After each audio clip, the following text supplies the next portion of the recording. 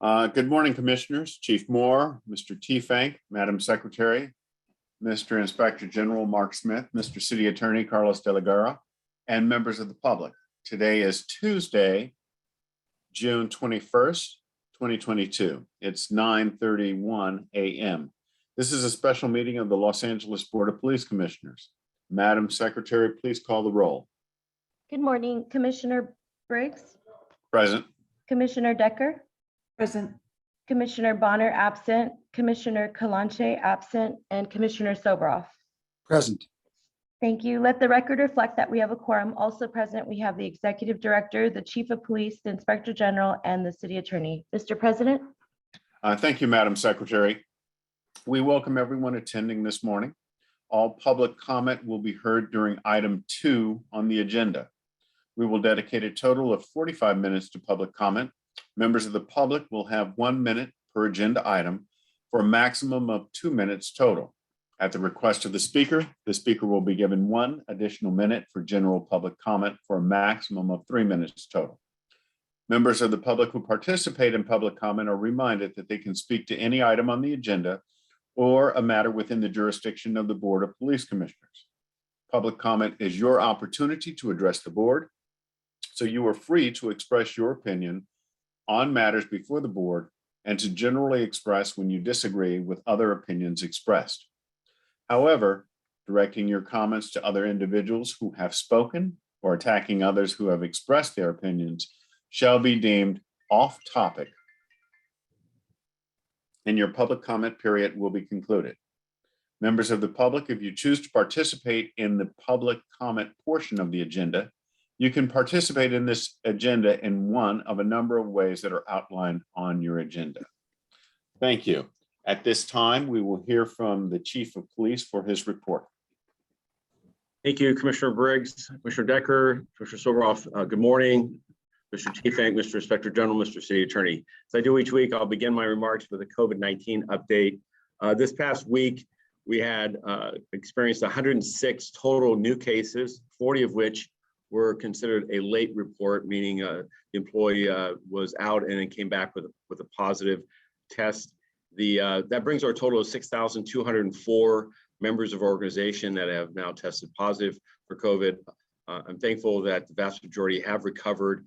However, this increase most recently has resulted in a continued increase in the number of personnel at home.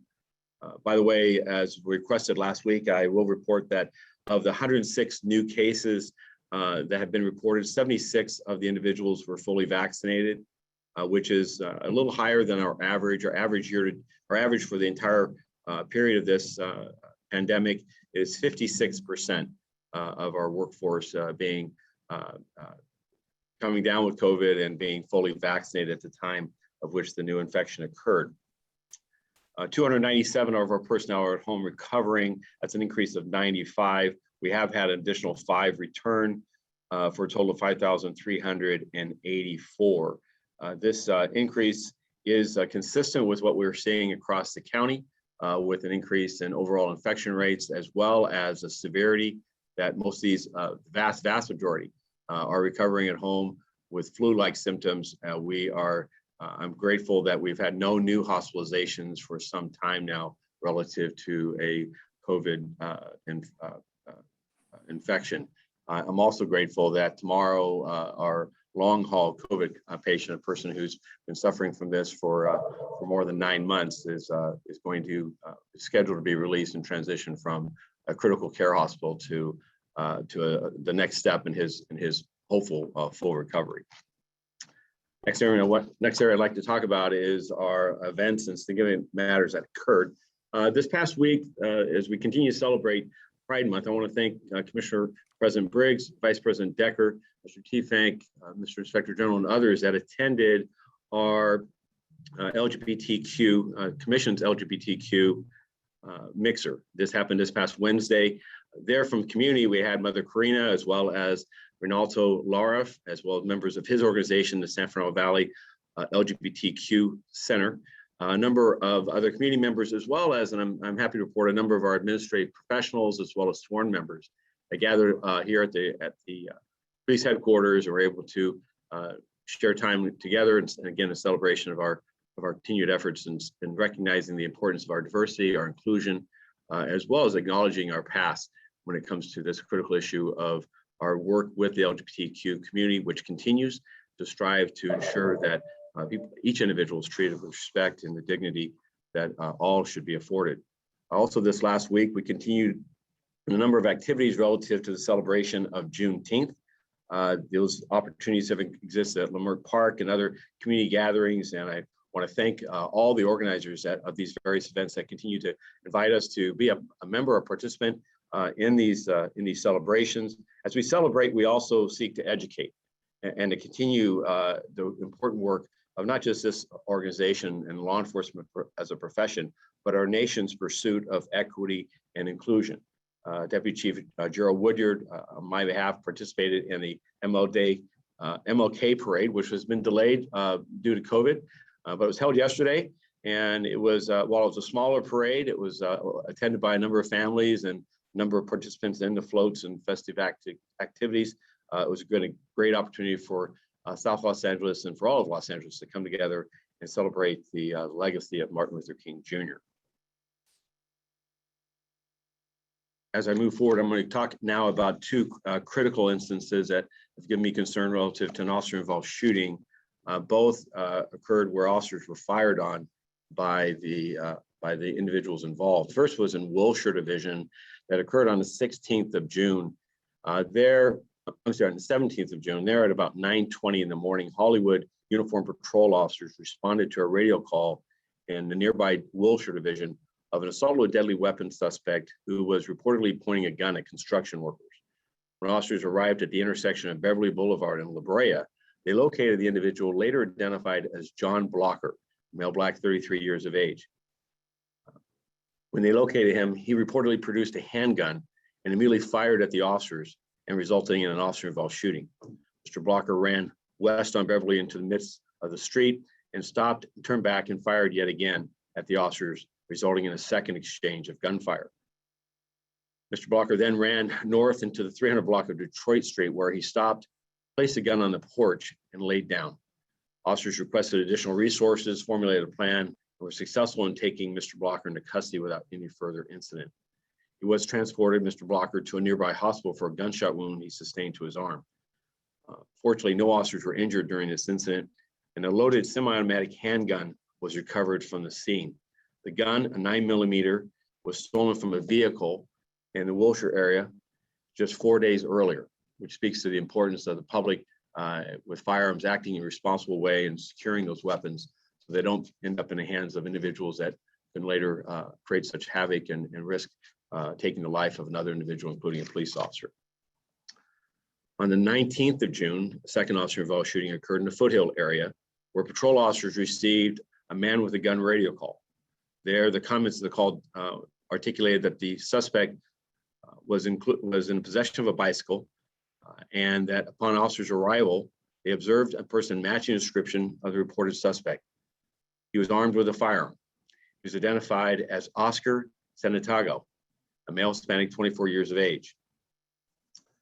As the officers exited their vehicle to make contact with him, utilizing their vehicle doors for cover, an officer gave the suspect verbal commands. Mr. Santiago reportedly walked in the direction of the officers, removed a firearm from his front waistband, and fired at the officers, resulting in an officer-involved shooting.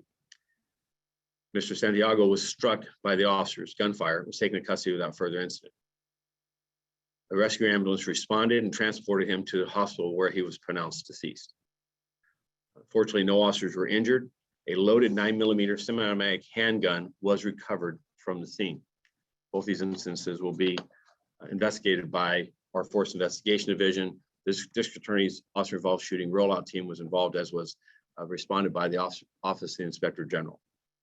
That brings our total officer-involved shootings year-to-date to 14.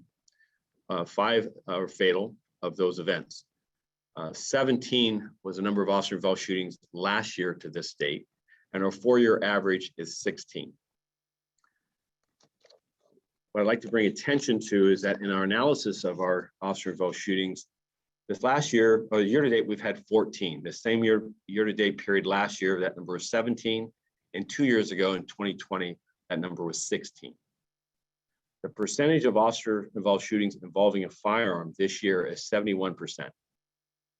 That number in 2021 was 53%. The number in 2020 was 56%. The instances in which officers now this year have been fired on by individuals that we've confronted now number 5. So 36% of the number of officer-involved shootings. Last year, that number was 3, and the year before that, that number was 3 also. So we continue to see as this increase in violent crime in our streets and the ready availability of handguns, that those handguns are also resulting in instances in which officers are being confronted by individuals armed, and in these 2 instances, apparently willing to fire on officers as they're confronted. I want to move over to our crime picture. This past week, we had 9 homicides versus 14 the previous week, so it did slow. And we had 12 in the same period last year. So that brings our total to 172 homicides versus 163 last year. That's 9 additional homicides. But it is a 34% increase, 35% increase over a 2-year period. Our violent crime numbers stand at 7.6% of an increase. That is an improvement from last week, as well as our property crime is at 13.8% of an increase, also an improvement. Our overall Part 1 crime, however, year to date, it's a 12.2% increase. I want to take a moment and talk about the homicides, though, because as we talk about these numbers each week, I think it's important to remember that these represent lives, and I know this commission does, but I want to bring to the public's attention.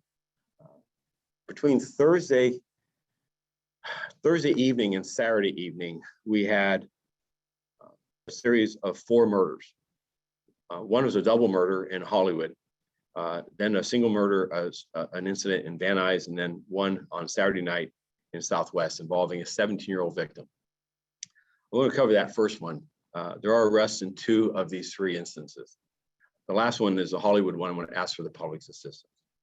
Regarding Saturday night, about 3:30 in the afternoon, family was in a Toyota Avalon and was heavily trafficked northbound on La Cienega in the Southwest area. Then a green 2003 Ford Expedition approached the passenger side, and the driver fired numerous shots into the occupied Avalon vehicle, striking both the front passenger as well as the driver. That front passenger was David Flores Trevano, a male Hispanic, 17 years of age, who was later pronounced deceased at a nearby hospital. The driver was also struck by gunfire. Unfortunately, he appears that he will survive his injuries. In the back seat was the mother of the decedent, as well as the mother of the driver. So 2 parents, the mother of the decedent, who was a passenger, and the mother of the driver, as well as 2 4-year-old children. Fortunately, no one in the back seat was struck. I am grateful that in this instance of this unprovoked gunfire, that a citizen nearby called the fire department, as well as took a license plate of the suspect's vehicle. Investigative efforts led to the identity of the person we believe responsible for that.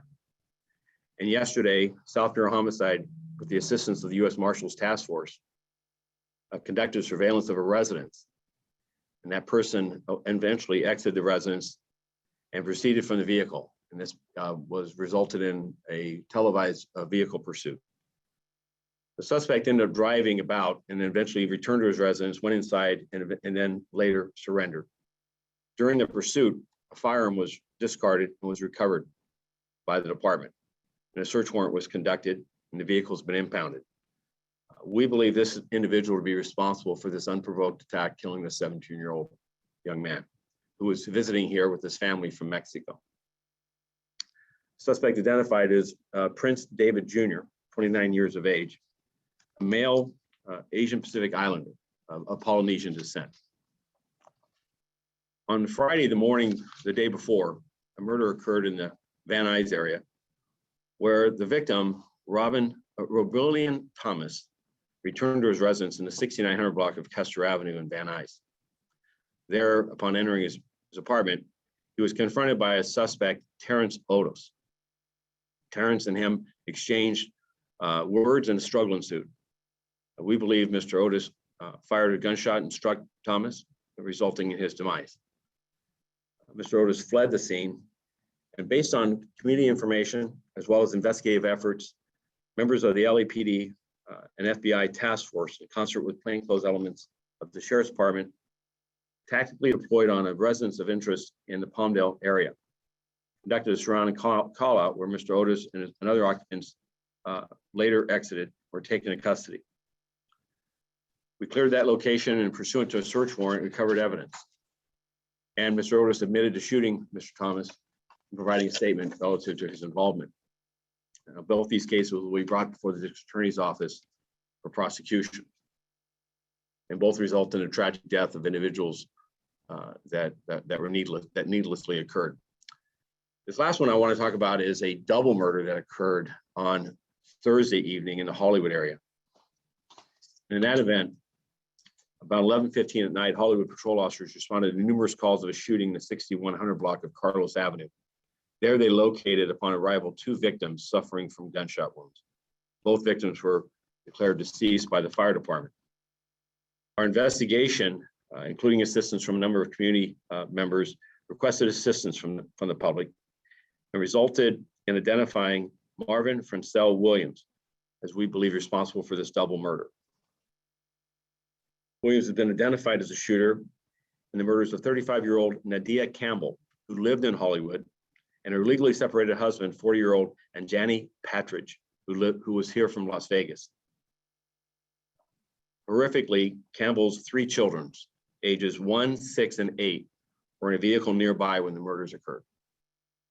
The children are in custody of Department of Children and Family Services, and the suspect, we believe, was involved in a dating relationship with Campbell, and this incident is believed to be involving domestic violence. The individual involved in this, we believe, is from the Compton area. He was last seen walking northbound on Vista Del Mar a little after the alleged these murders occurred. He's considered armed and dangerous and has a criminal record. Marvin Francel Williams is described as a male black, 5'11", 160, 32 years of age. He has multiple neck tattoos. He was released recently on parole from an attempt murder charge and is to be considered armed and dangerous. As the public has helped us in each of these instances, I am grateful. As we look at the instance of increase of homicides in the city that are up 35% over a 2-year period, their help and assistance is allowing us to identify those persons responsible. Our clearance rate, meaning those cases that we've solved and brought before the criminal justice system, stand at 66%. So there's still more work to do of other victims, other families who have lost their loved ones, in which we need the continued help and support of the public to identify those persons responsible. Whether the public has information involving Mr. Williams or any information about homicides or other crimes in the city, we ask for them for their help and their support. Working together, we can stem this tide of increase in violence, and we can bring to the justice systems those responsible. People can provide information to their local station. They can, during non-business hours, call 1-877-527-3247. And persons, importantly, who wish to remain anonymous are encouraged to use Crime Stoppers. The LA Regional Crime Stoppers 1-800 number of 222-8477 is available for them to provide information, tips, and leads, as people have in each of these instances, which allow us to identify those persons responsible, bring them before the criminal justice system, and give their families and survivors some small measure of justice for the loss of this life. Moving quickly to traffic, last week there was discussions regarding our street racing task force efforts, our efforts to combat these reckless displays of reckless driving on our city streets and across this region. And over this weekend, I took note of continued attention being brought to this by these blatant displays of reckless actions and the dangers they pose to the public, not only to the participants, but to the spectators and the surrounding public. So the public in Los Angeles, this is a regional issue that involves dozens of locations, not only in the city, but across this entire region. It's become popularized by car enthusiasts and those that somehow believe that these sideshows or these actions are some type of acceptable conduct on our city streets. Year to date, the department continues to work in a regional task force with multiple agencies, including the Sheriff's Department, CHP, and other municipalities. Year to date, we've made more than 381 arrests. We've made more than 1,700 citations, and we've seized we've impounded 337 cars and made 20 impounds. We work on this 7 days a week. We work on it in each of the four corners of the city. The challenges exist not only in the city, but as I said in the past.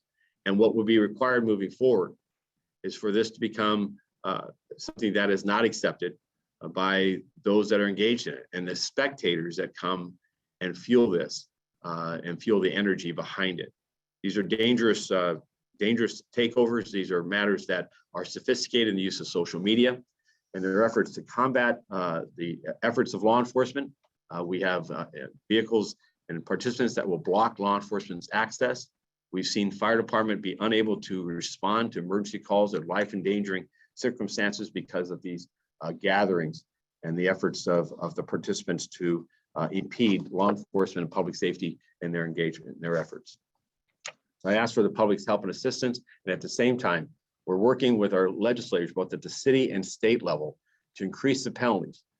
I want to thank the city attorney's office, who assigned a special investigator, Deputy City Attorney, Carlene Epstein, who helps us in pursuing vehicle impounds and seizures of these vehicles that are engaged in these reckless actions. However, I believe more work is needed at the legislative level to increase the penalties and increase the risks for those that are engaged in this reckless action. Lastly, in our personnel matters, I want to thank the LA Coalition Breakfast and specifically Drew Orenstein of the Impact Housing for their efforts in hosting this past weekend a recruitment event at the Crenshaw Plaza. As we held a public safety fair there, we saw a number of participating organizations, including Council District 8, the Community Response System of South Los Angeles, Impact Housing, of course, My Legacy House, and Big Boy Real Radio at 92.3, as well as the Crenshaw Christian Center, Community Build, and West Angeles Church, just to name a few. What we saw this past weekend was a huge outpouring of applicants, diverse men and women, communities of color, 150 applicants who took the test to become members of this organization and police officers, and several more that committed to taking further tests that are held frequently at our ARTC or other academy location. We also had a number of civilians sign up for job opportunities outside of the police officer field. We have job opportunities in a host of different professions or professional classifications, whether it be our jail operations, our communications center, our clerical and administrative functions. I want to thank Dana Brown, the General Manager of Personnel Department, for personally attending this and working with Captain Aaron McCraney and seeing our efforts, our engagement, and this critical need that the department has to continue staffing both its sworn and civilian ranks as we restore from the impact that we saw during the COVID pandemic on our staffing levels.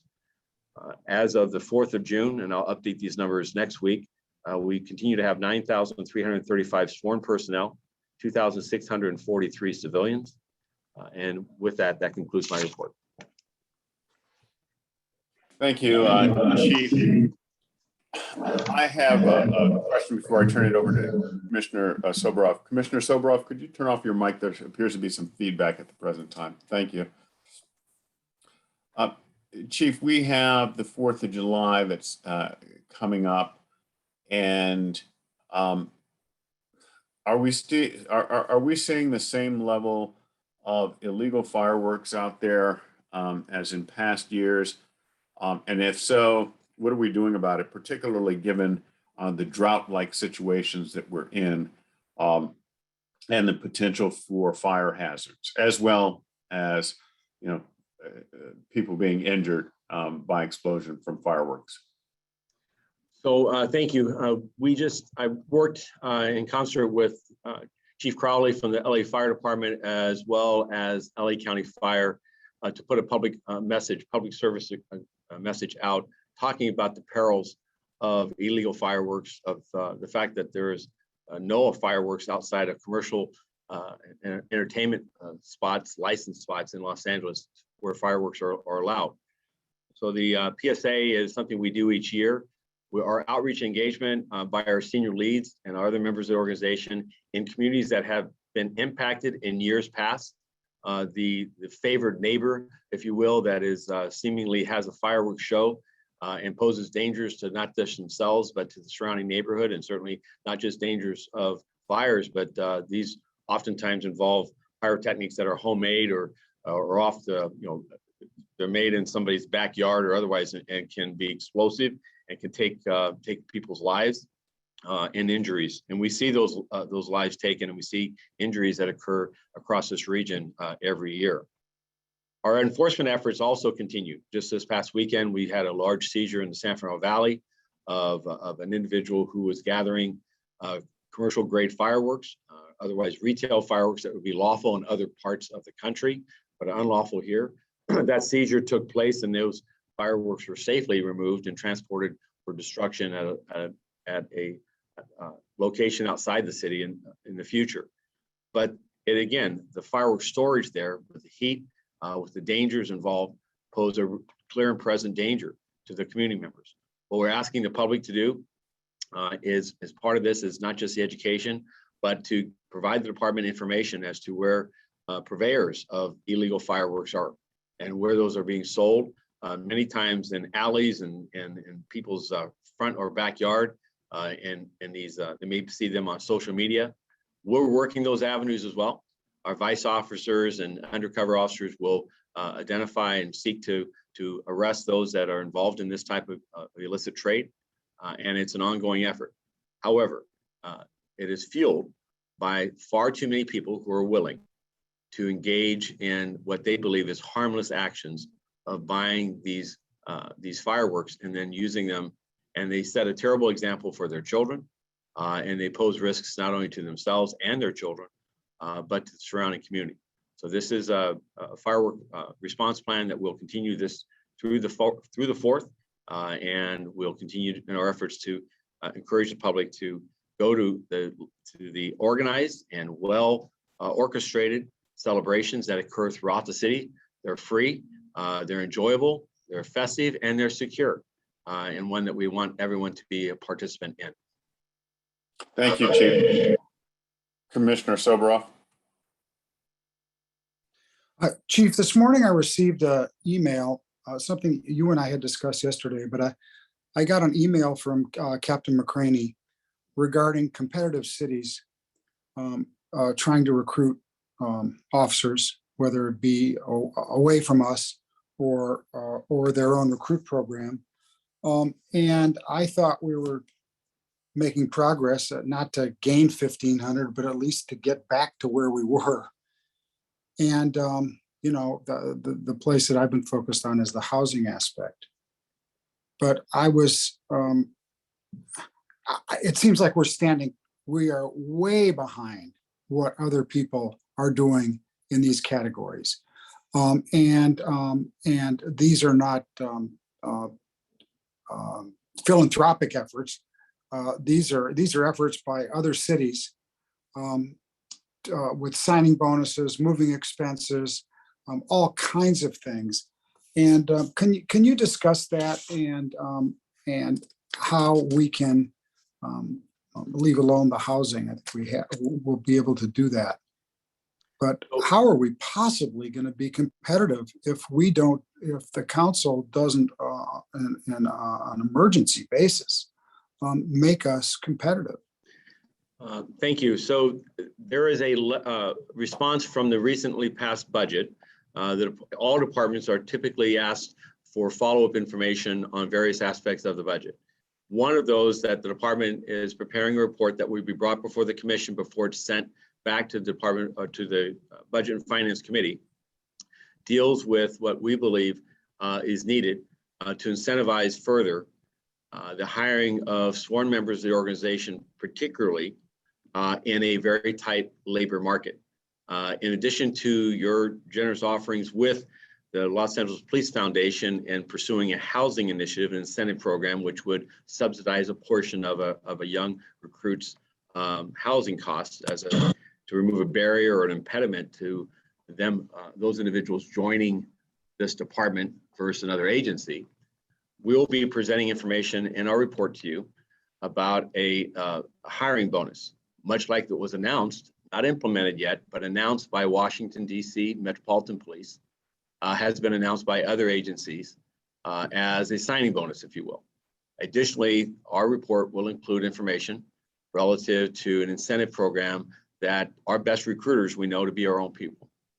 And so that will largely mirror a program that this organization engaged in some 15 years ago when we were in efforting of building our workforce to a workforce of 10,000. Those two components will have associated fiscal costs. And we'll, again, that report I expect to be before you in the next week to 2 weeks at the most. It's something that Captain McCraney and his staff have researched. They have researched a number of agencies across the country to understand. But as I reported last week or the week before, I know I've made public remarks. The CHP has announced that they're going to hire 1,000 additional officers in the next 2 years. The LA Sheriff's Department has announced that they're returning to hiring. And we know that the unemployment rate is 3.6%, which essentially is no unemployment.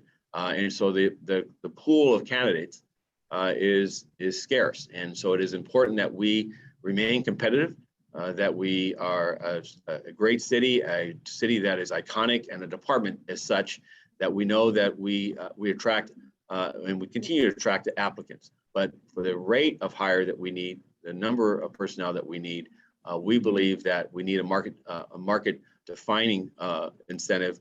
And again, that information will be before you shortly, and it's going to require some fiscal investment by the city. I have spoken with this informally with the mayor, as well as a number of council members who are supportive of this department remaining competitive and desirous that we recruit the numbers that we've identified in our budget process as an effort to restore our staffing and improve public safety. Chief, can I ask a follow-up to this? I think it's almost a different category. The idea of recruiting, when you're recruiting, whether it's for a sports team or a business team, many of the potential recruits will come from other states, other communities. We are recruiting now in criminal justice colleges. We're recruiting now in other parts of the country. How can they afford to get here? How can they afford to stay here for a week? How can they, what do they do when they're here? I mean, recruiting is showing your best stuff to people and making them feel like, so if somebody is bona fide, not just looking for a free trip to LA, but is a bona fide, how are we competitive? How does the word recruit actually apply to those people? So the 7-step process, I believe, is a portion of it. There is an expedited process for this to be completed within 90 days. And those that are out of town can and do work with our recruitment division to organize testing so that they're not staying here an entire week in order to accomplish required testing. There is an investment required by the applicant. We would seek and are welcome opportunities in which to provide for viable candidates to lower every bar or barrier that is keeping them from being successful as an applicant for this. But I also believe, and I must say, that we need to invest in our local region of more than 10 million Angelenos. This is a county, Southern California is rich with young people, with people in their 20s and 30s and 40s, for that matter, that I believe is all diverse, reflective of of what makes up this beautiful city. And so while we do look to historic Black colleges, we do look to other locations across the country for our diversity and to deepen it by those centers. But with the largest numbers, the highest volume are from local junior colleges and from local organizations that are already here, so that people are accustomed to the lifestyle and to the expenses and to the challenges of what it takes and the opportunity of what it means to live in Southern California. So, but do we have the means, if there are 10 or 5 or a superstar that we want to bring out, that you want to bring out here to have the interview process. If they just don't have the money to fly out here and to spend the week out, do we have the means to deal with those kinds of individual situations at all?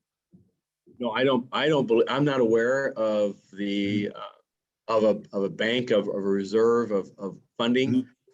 As you know, your efforts, your generosity with the Police Foundation are as efforting to secure philanthropic monies to support the housing aspect. But prospects, that's where our recruitment goes out and seeks to identify by pooling those regions and to bring them together into job fairs that attract and hopefully identifies. We give them testing there. So we travel locations to see if they have the right stuff. And it's a preliminary history questionnaire and an examine of them so that we do clear some of the hurdles that typically would weed out individuals that are not qualified. But ultimately, a housing program for prospective candidates, right now, our focus is to incentivize so that once they're here, and I hear your concern, I don't know how pervasive it is as compared to the overall number of personnel that we need and can attract. Let me close by saying we hired more individuals, we as a city, personnel department, working with this department, hired more individuals and put them in academy seats than we have in 14 years, this fiscal year. 576 young men and women that are future full-time members of this organization. But we need to maintain that and increase the volume if we mean to overcome the hurdles of what attrition is costing us in our workforce. So it's an extraordinary time. It's an extraordinary opportunity to join this department. And I believe that our plan bring before you is one part of a program to improve our attracting and retaining qualified applicants. Okay, thank you, Chief. It's a big job. Thank you. Thank you, Commissioner Soboroff. Commissioner Decker? Thank you, Commissioner Briggs. And thank you also, Commissioner Soboroff, for those questions on recruitment. Chief, I look forward to hearing about the incentive suggestions that the department is coming up with and the report to the commission. Recruitment's a great challenge, but it's also a great opportunity to bring in a lot more young people and greater diversity to the department. So thank you for those efforts. My question today, though, relates to the crime statistics, and appreciate hearing that sobering report. And it's always valuable to hear the comparison to years past. And I'm mindful, I think it was last week, you said we should be also very focused on the pre-pandemic years in particular. But my question today is a little different, Chief. I wonder if you could share with us a national comparison and standard as to how is crime in LA comparing to what's happening in major cities around the United States? If you have that available, either specific numbers or what you're hearing from your colleagues in other cities. And you're on mute, sir. I was one with that feedback probably, but yeah, so the latest report I have is at June 6th, when we talk about a national homicide comparison. And essentially, we're largely in track with two aspects. Continued increase in the number of homicides over 2020, and the homicides per 100,000, this department remaining much safer than many of our other large cities. So to give some life to that, the numbers I'll use is versus 2020, we show a 31% increase. That time we had 153 homicides versus 140 versus 117. When we look at the sheriff's department, they have an increase of 20%. And we look at Houston, they have an increase of 34%. Chief, I'm sorry, I'm a little confused on the numbers you're comparing. Are you using a comparison to 2020 stats? Yes. Is that it? Okay, Yes. Got it. Thank you. Yeah, good. And what I'm trying to do is go back to, I don't have my 19 numbers here for those other cities, but I do have from 20, and rather than 2021, which I think is there's similarities in this. The trending is essentially Large cities have seen an increase year over year of homicides, 34% over 2020 for Houston. Houston had an 8.3 homicide per 100,000. Los Angeles is 3.8. We look at Philadelphia, they have a 27% increase, 218 versus 172. They're a 13.7 homicides per 100,000. Again, our number is 3.8.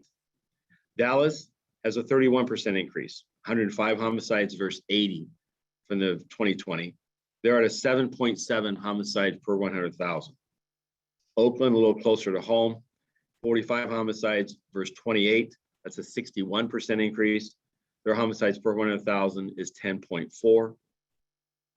And San Francisco is actually their homicide per capita is better than ours. There are 20 homicides this year versus 19. The year before, that's a 5% increase for a 2.3 homicide per 100,000. San Diego, I don't have their 2020 numbers, but they're up 33% versus last year. And they're at their homicide per 100,000 is 1.7.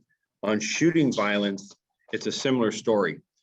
So we are seeing, as reported in the national media, instances of street shootings and violence that this past weekend was particularly, you saw the events at a Juneteenth celebration in Washington, D.C., where a 15-year-old was murdered in the afternoon hours.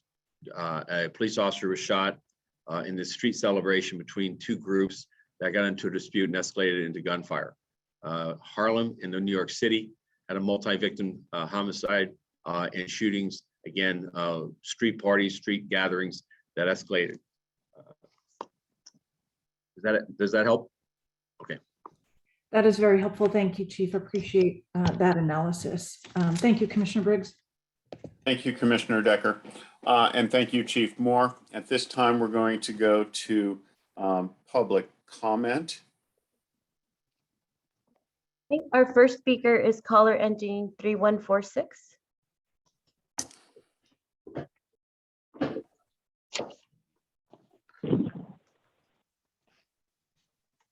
Hi, good morning. Hi, what items would you like to speak on? Well, I'd like to speak about the commission, some of the shootings and recruitment. Okay, 3 minutes. Well, one of the other ones I want to speak about is I sometimes think about this, you should make a list of the defunders. And when someone is in need, send the defunders to help the person and see what the mode of operation becomes. Like the LAPD is not supposed to go there, so send those people that want to defund you and get rid of you. And that same list of defunders, if they call for help, don't go because the LAPD doesn't exist. Let them get themselves out of their confrontation. Let's see what their mode of operation becomes.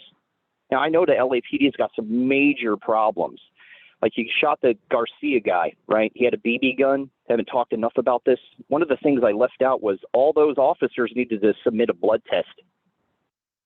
You had a few shootings this week. All officers needed to submit a blood test. Now let's talk about your recruitment problem. Oh, excuse me, I got to talk about the money before I get to that. The idea that we would spread the money around going along with these defunders and we got to give the money to the homeless, the idea that we would spread all the money around will bring the crime down would be a very small percentage of improvement, maybe. And such an event, giving the money out, could empower or enable someone to commit crime that may not have happened if they were not infused with money.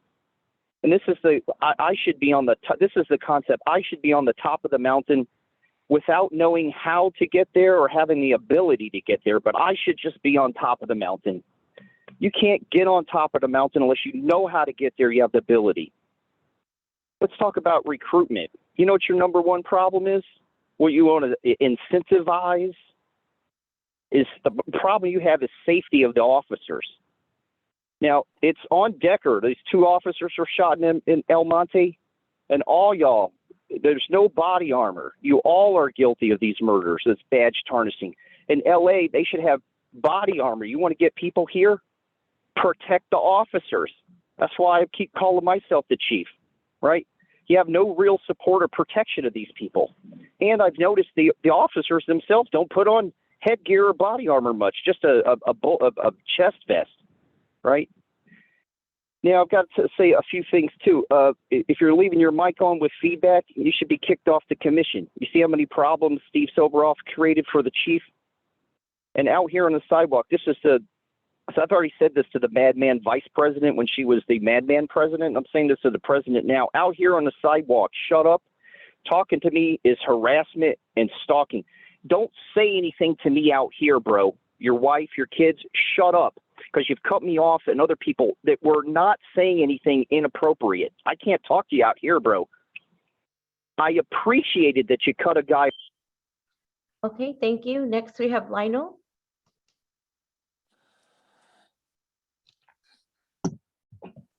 Yes, hi, good morning. I'd like to make a general public comment. Okay, 1 minute. Yeah, I've been analyzing the agenda and I noticed that the LGBTQ is set to receive some donations. For example, the LGBTQ Foundation. I mean, if they're receiving all this donation money, why is the cost to us taxpayers funding the LGBTQ through taxes the most highest out of all the departments across the city of LA, and you're still getting donation? I'm like, I don't think it's fair as a taxpayer, as a working class American, that I have to continue paying a lot of taxes while the LGBTQ has the highest budget of all the city agencies, departments, and still getting donations. I mean, I don't think that's really fair because other departments don't have as much resources, manpower to provide services to our communities. And number two, I'd like to see more younger people at the commission. I mean, I think that it's time for a new board. Thank you for your time. Okay, thank you. Next, we have Steve Rogers. Good morning. Good morning. What items would you like to speak on? All of them, please. Okay, 3 minutes. Truth matters, reality matters, words matter, and numbers matter. And speaking of words, I want to talk about the chief's report. I'm sorry, numbers. The numbers that the chief gave for the COVID-19 new cases was 106, with 76 fully vaccinated. Thank you, Chief, for reporting that. There have been some weeks we haven't mentioned the fully vaccinated, but 76 out of 106, that should tell us something. That should tell us that the vaccine is not working. That's 3 out of 4 times it's not working. For those officers that have been disciplined for not taking the vaccine, I continue to call for an amnesty. We need all the officers we can in the field, all hands on deck. We're at very low numbers in terms of personnel, very low. For a city this size, we should have 15,000 at least. Where are the officers? Get them back into the street. We need clarity and consistency on the reporting, Chief. Clarity and consistency. You're talking about other cities, murder, that's a good index. One murder is too many. Every murder is tragic. Preventable ones are inexcusable. There's an article by Eric Siddall at the LAADDA.com. I recommend all police commissioners read it. The whole public should read it. That's LADDA.com. There are many incidents, but we only have 3 minutes to talk. And in terms of gun violence, we need those cases prosecuted. We have the mother of slain officer Joseph Santana, who was also slain with his partner Mlk Parade in El Monte. What a tragedy. Well, what's really tragic is that the suspect was arrested for a gun arrest in 2020. He has a background of auto theft and burglary. He was arrested with narcotics. Why was he out on the street? And why are those 2 officers dead? Because cases are not being prosecuted to the full extent of the law. This is a tragedy. Prayers go out to them and their families and to all the victims. And in terms of the reporting of crime, the big elephant in the room is how many of these crimes are not reported? How many crimes are not reported because people cannot wait an hour and a half for the police to respond. And it's not the police fault. I support the police. I support the rank and file and the people out there on patrol. They're doing the best they can, but they need support. And if you want to recruit people, you need to have a department that people want to come to where they're supported by the police commission, the mayor, the chief, the command staff. That's what you need for recruitment. Your best recruiters are your people. There's so much more to say. Go to lapd.com. A lot of these incidents are reported there, and go to aflegal.org. Okay, thank you. Next, we have Philip Tabby.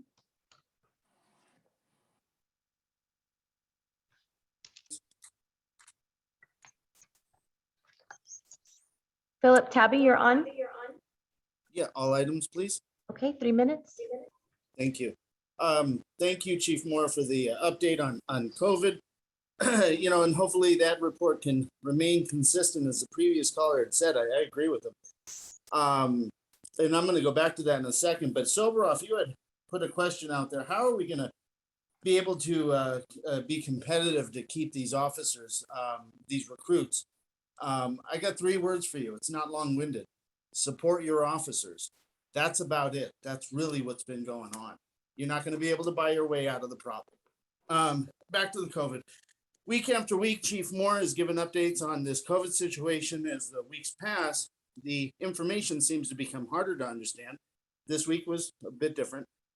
From what I have gathered, more officers, I'm assuming your numbers are officers, but who have received the COVID shots are the ones who are ending up getting COVID, yet the experts claim that this is a pandemic of the unvaxxed. Anyone who is actively awake and paying attention has realized that the unjabbed are not getting COVID. Chief Moore, when giving your update on COVID situation, could you please be very transparent, like you were today, with the numbers? How many sworn officers are testing positive for COVID, and then how many of them, received the COVID shot or multiple shots? It's also seems like the numbers are being manipulated, and if so, why? I was always told to follow the money. Speaking of Bluestone, the no bid contract seems to be the scandal nobody on this board wants to talk about. What are you hiding? The main corruption is in our face, but there must be more. It's the 172nd day of 2022, and I don't believe this board has a plan to keep the people safe. How many meetings have you had to discuss the possible riots that may take place following an opinion from the Supreme Court that the world's watching? Some of the Americas, I was told, went off without a hitch. However, communities all suffered. Response times were longer, less officers on our streets, and the people who are paying for it, the victims of the many crimes being committed. We have not seen a drop in crime. It's skyrocketing. And at the last protest that LAPD officers had to handle, there was vandalizing of police cars, rocks, bottles, fireworks, cops being hit, and there were 0 arrests. If I'm wrong, please correct me. It's too bad that this board doesn't care much about the officers' morale, the police commission pushing tyrannical mandates, and you guys, refuse to meet in person due to COVID, yet you're seen in public without a mask, like Dodger Stadium. Again, what's the plan? When are you going to support our officers? And most of us want to see a good person get in there as mayor, like Rick Caruso. I yield my time. Okay, thank you. Next, we have T. Hello, Hi, what items would you like to speak on? all of them, please. Okay, 3 minutes. First off, power and strength to all the families impacted by police violence.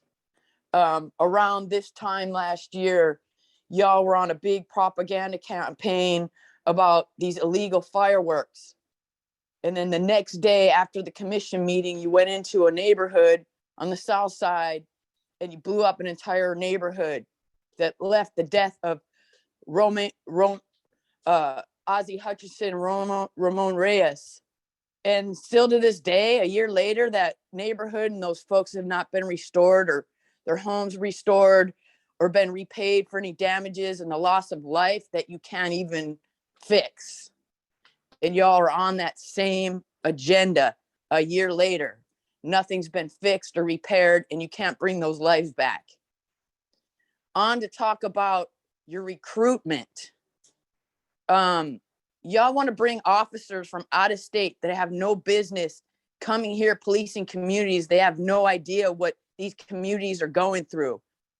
And you most likely are going to put them in neighborhoods of color, Black and brown neighborhoods, white officers or officers that have no business being in these neighborhoods, and then they can't even afford it. People that live here can't even afford it because y'all are eating up 3.8 billion of our budget. And we still have a housing and mental health crisis. Yet you have agenda items talking about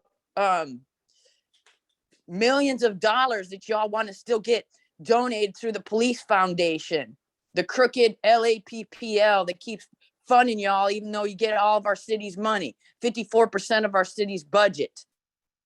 Y'all keep asking for more money on every agenda item. This is ludicrous. We're in a crisis. And just like the other gentleman said, y'all keep eating up our tax dollars. This is money y'all live off that we work for, our backs. And speaking about our backs, Juneteenth, y'all need to keep Juneteenth out of your mouth.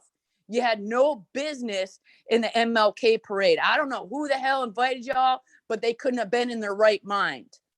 Y'all's foundation are enslaved catching. And you go on display yourself in a military presence in a Black neighborhood, your oppression on Juneteenth. I want to throw up. It's completely disgusting and uncalled for that y'all are even a part of that. Y'all had no business in Leimert Park. You have no business recruiting on Crenshaw. That's what the military does. They go in poor Black and brown neighborhoods because those neighborhoods don't have resources for schools and jobs and whatnot. You recruit these folks. Stay out of the Black and brown neighborhoods. Yes, we want to defund the police. And Okay, thank you. Next, we have Josie.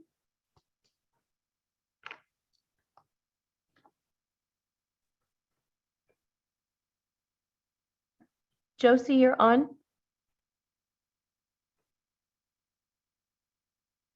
Okay, we'll come back to Josie. MJ King.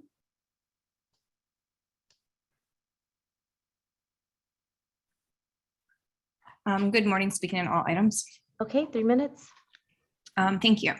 The chief's report is full of homicides that LAPD responded to after the fact. Then the chief asked for the public's help in solving their investigations. What are you doing to prevent gun violence and homicides? LAPD isn't preventing violence, and they're barely clearing 50% of homicides.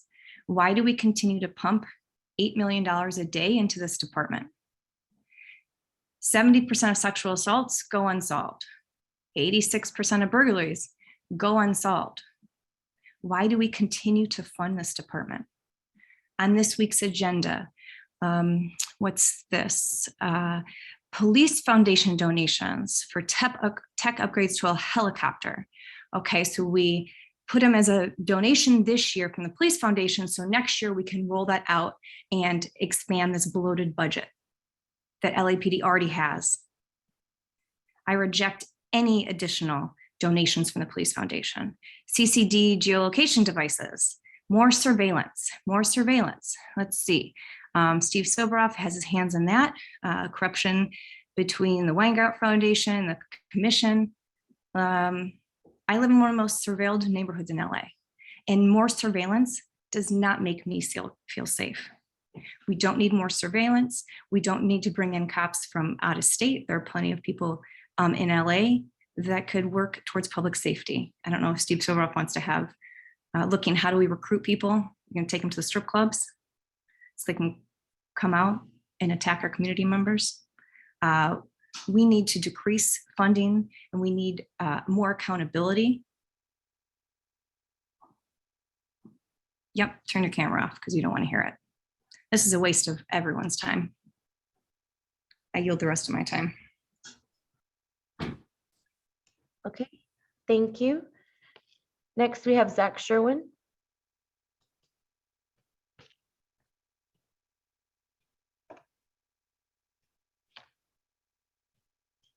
Zach Sherwin, you're on. Okay, can you hear me?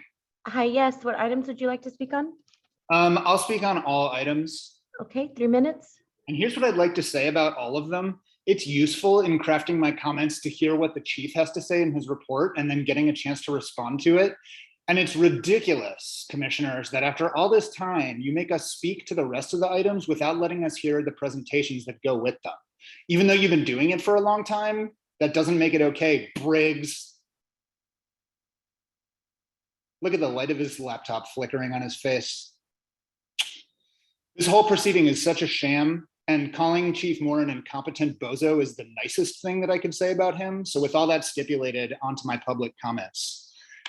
You stopped telling us who's on deck, despite weeks of us asking. You won't tell us why you stopped, and you won't tell us why you won't tell us why you stopped. The citizen's voice in police affairs, says the commission's website. We take it for granted that you loathe us, Briggs. Your hostility is palpable. But if you were any good at your role, you'd do a little bit better at masking your just blaring contempt for the citizenry whose voice in police affairs you represent. The chief got asked a pretty hardball question about the, quote, perils of illegal fireworks. Using the literary word perils there is so Chief Moore. You are really earning that drop payment, my man. But more substantively, I was betting with myself if there would be any mention of the fireworks debacle in South LA on June 30th of last year, almost exactly a year ago. And I didn't expect to hear a chief say the syllable. And like I said, I was betting with myself and I won that bet. Though I also lost it because that's how betting with yourself works. But regardless, imagine Chief Moore giving whatever answer he had and then saying something like this. I wrote a line for you, Chief. Of course, broaching this topic inevitably brings to mind the South LA fireworks incident, which happened almost exactly a year ago today. Even though I wasn't asked about it, I'd like to go above and beyond to serve the community, if you will, and provide an update on a situation in which, despite our best efforts, we failed to protect. Imagine the chief saying something like that, and we have to imagine it because the LAPD does not admit error. You don't need to look any more closely for evidence of that than the fact that they've literally never sustained any of the hundreds of complaints of racial bias that have been filed. Commissioners, you certainly don't hold them to it. But a failure to admit error doesn't make you strong. Au contraire, it indicates weakness and a lack of self-confidence. Moore, your remarks about fireworks were all directed towards people in the community setting a, quote, terrible example for their children. What example do you set, Moore? Do you think your child was proud when you, for instance, said George Floyd's death was on the hands of protesters? Barf. Finally, you guys always use long weekends as an excuse to cancel. I don't want you to cancel these meetings, even though I hate them, but the fact that you're holding a meeting the day after the Juneteenth observation weekend exposes the hollowness of what you're doing. I yield the rest of my time to today's commission meeting. Okay, thank you. We'll go back to Josie.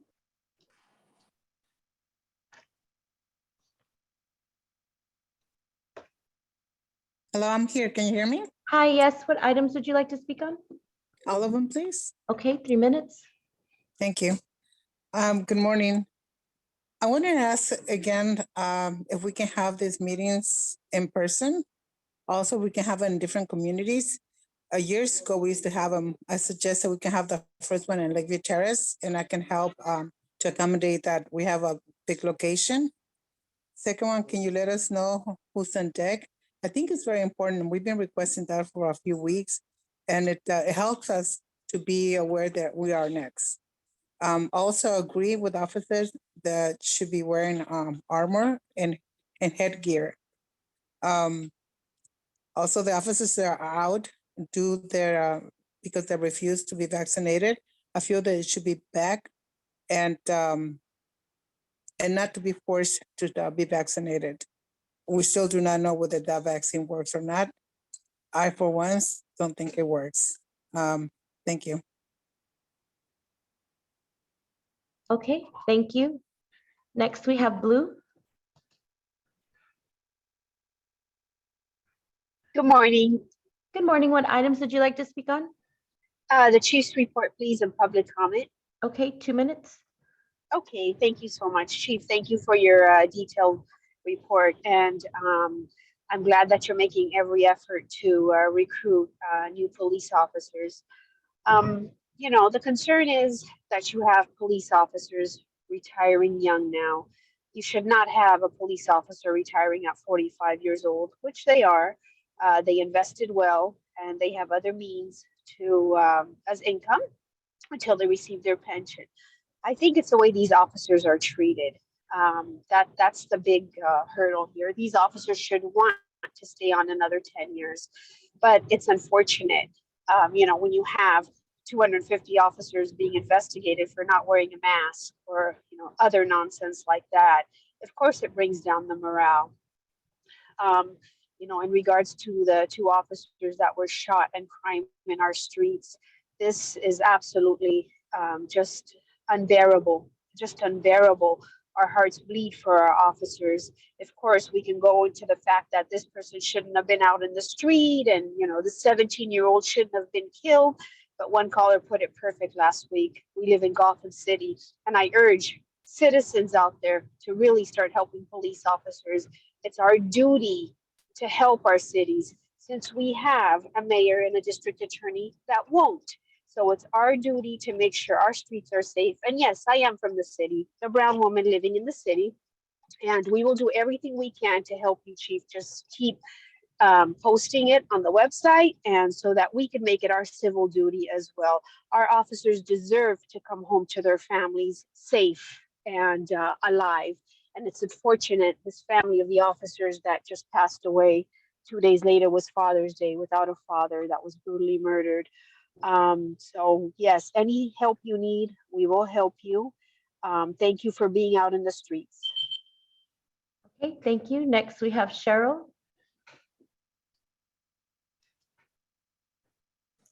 All items, please. Okay, 3 minutes. Yes, I agree with the other callers, actually on both sides, which we usually don't agree on much, but you should announce who's next in queue. That way we could just prepare that we're going to be speaking next. I support police. I thank them for their service. They are risking their lives every day. I think we need more officers. We need more safety. We need more help. You guys need to stop tying their hands, let them do their jobs. While I support police, I don't necessarily support all the higher leadership. The perception of you, Chief Moore, is not well among your officers, most of your officers, and even among our communities, especially lately, because, we found out that you're granting requests from a council member, Monica Rodriguez, and, you're not interacting with us, the people, if it be Neighborhood Watch, if it be CPAB, if it be the neighborhood councils, the perception of you is not well, and you need to fix this. We also are concerned about school shootings. What happened in Texas was horrible, that they took over an hour to get in there. So hopefully LAPD is better prepared in case of anything like that. As moms, as dads, we're very concerned. And I agree with previous callers about the COVID shot, that if officers chose not to get it, they deserve amnesty. We know now we have to follow the science, right? The shot does not prevent you from getting COVID and doesn't prevent you from spreading it. So do not fire any officers, do not discipline them. And if you did fire them, you need to reinstate them. Also, Bluestone is, there's something fishy and corrupt with that. You need to look into that, go with somebody else for the testing.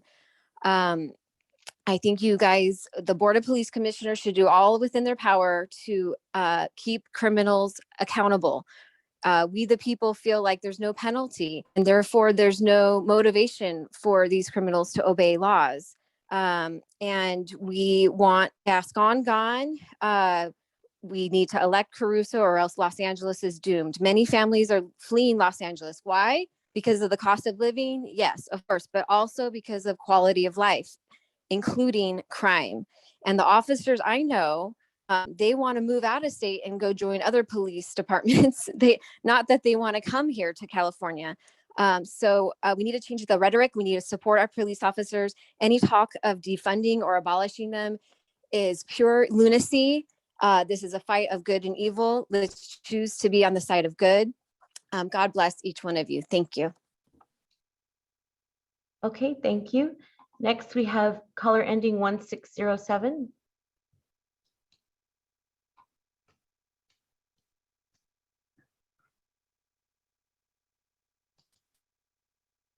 Caller ending 1607, you're on.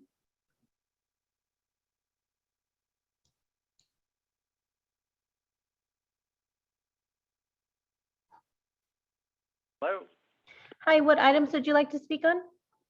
all of them, please. Okay, 3 minutes. Hi, my name is W. Blower. Last week, the Chief of Police reported 186 new COVID cases for the past 3 weeks that were equally split between the sworn and civilian. Later, he provided an update with these numbers. From the 186 new cases, 116 were fully vaccinated, which equates to 62%. He also added 6,098 officers year to date have come down with COVID, and 56% of them were fully vaccinated. Chief, can you please clarify the 62%? Is that combined sworn and civilian, or is this just sworn?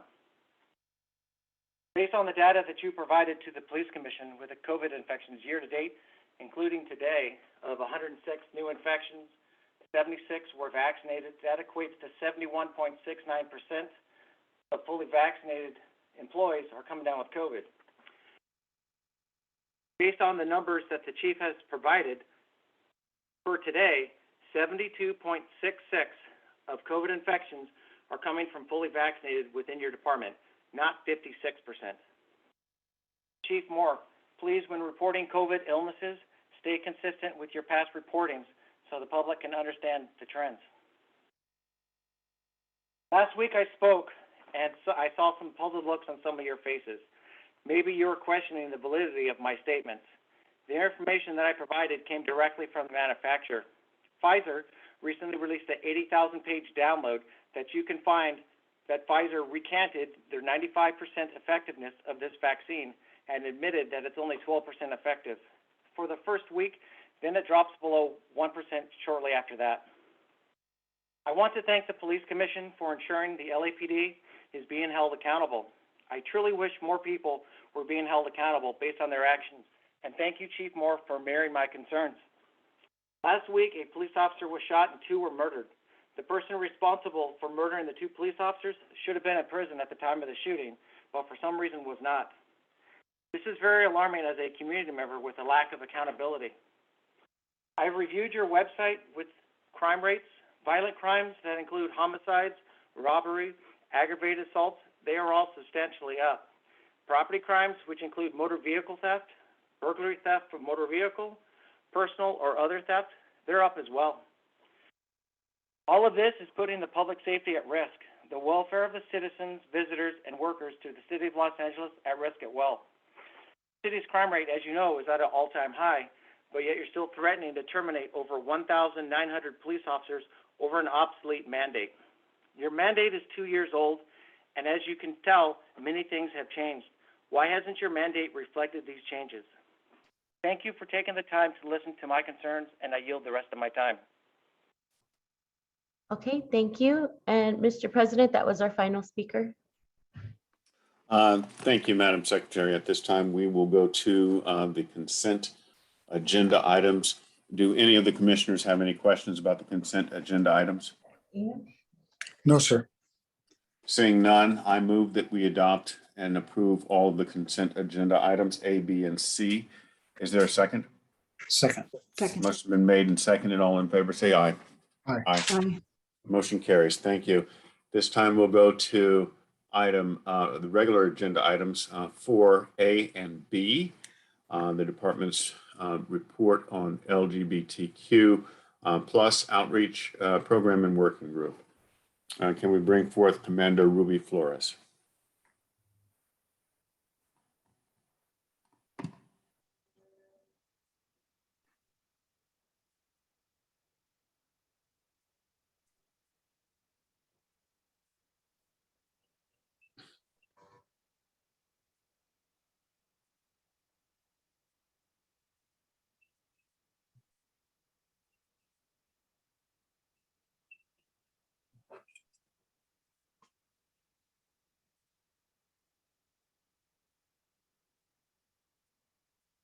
Good morning, Commander. How are you?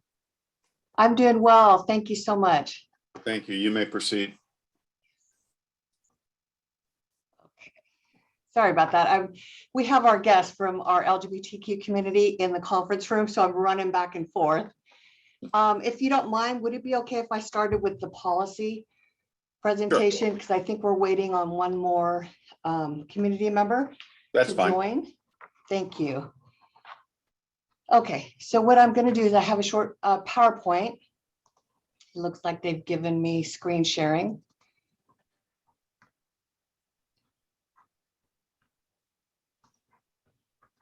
Okay. Can you see my screen, sir?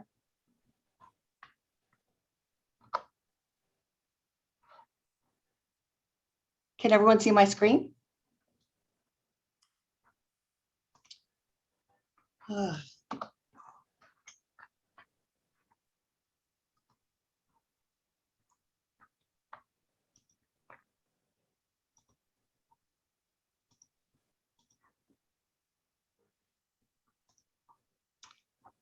I'm sorry, I'm not able to hear you. Can you see my screen? We cannot see your screen, Cannot. Commander, not at Okay. this time. Sorry. Let me try one more time. I'm sorry. Okay, how about now? No. Oh, God. Oh, geez, we do this so often that, of course, now it's not working. Let me back out of this one more time. Share screen. Okay, now I think you can see.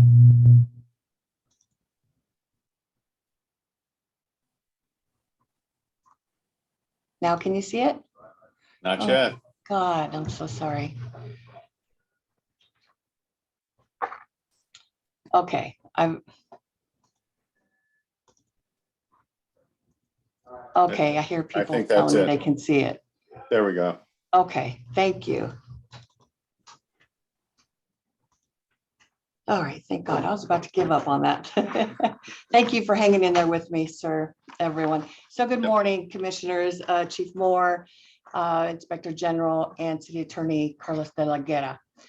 So my name is Ruby Flores. I am the department's Diversity, Equity, and Inclusion Officer, and also the LGBTQ plus department coordinator. I have the pleasure of holding this position also with a partner of mine, Sergeant Jules Sohn. She is the LGBTQ department liaison. So it was really with a lot of her work and relationships with the community that we established a working group to accomplish many of the changes that you'll see in this policy. Also, I'd like to give a shout out to Lieutenant Shannon White. She works our Diversity, Equity, Inclusion Division, and it was with her work also with our working group and Sergeant Jill Sohn that you will see many of the great changes we've made to this policy applicable today. So with this policy, much of what you see really speaks to our Diversity, Equity, and Inclusion division, our mission statement and commitment to DEI. You will see language in here specific to equal enforcement, treating everyone with respect and dignity, which certainly does apply to our LGBTQ community.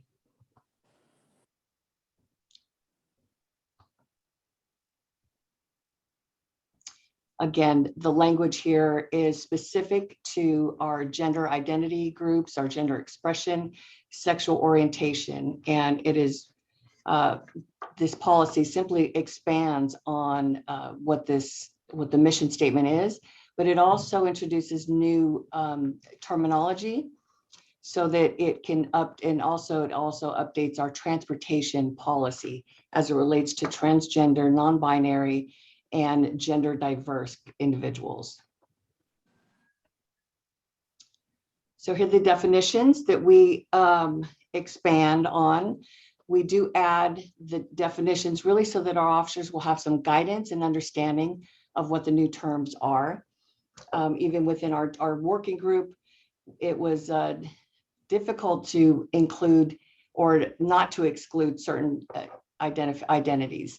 To that end, we ended up adding the plus symbol, LGBTQ plus, And we collectively decided that this would be the most inclusive manner in which we could ensure that all identities are included and identified, and also to include those that have not yet been defined.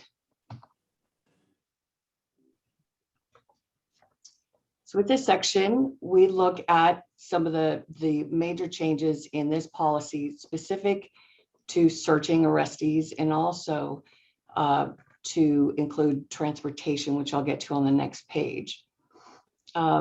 This slide also addresses some of the training that we have identified in the past as past practices, which is really based on gender identification when we search individuals. Back in 2019, the department produced a training video entitled Just Ask, and this was subsequent to the Gender Identity Ask in 2019, Gender Identity Act. This is where we talk to our officers about being polite being polite and just out of respect for persons. What we want them to do is first identify what their pronouns are, politely ask what the individual's pronouns are, and then proceed with what their chosen names are.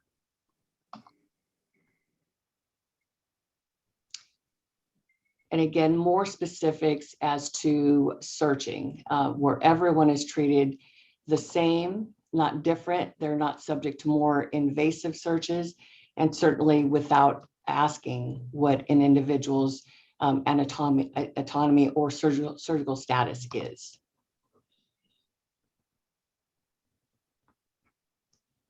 Again, outlined for better understanding for officers to simply just ask what the identity preference is, and that officer shall conduct that search absent any accident search circumstances where there is an immediate need for search for weapons or evidence.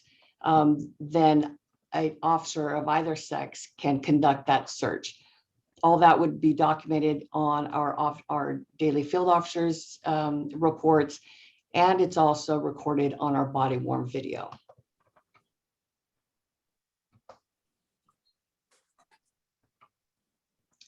So the request to remove appearance-related items such as prosthetics or wigs speaks to another recent policy that we initiated involving removal and search of religious head coverings.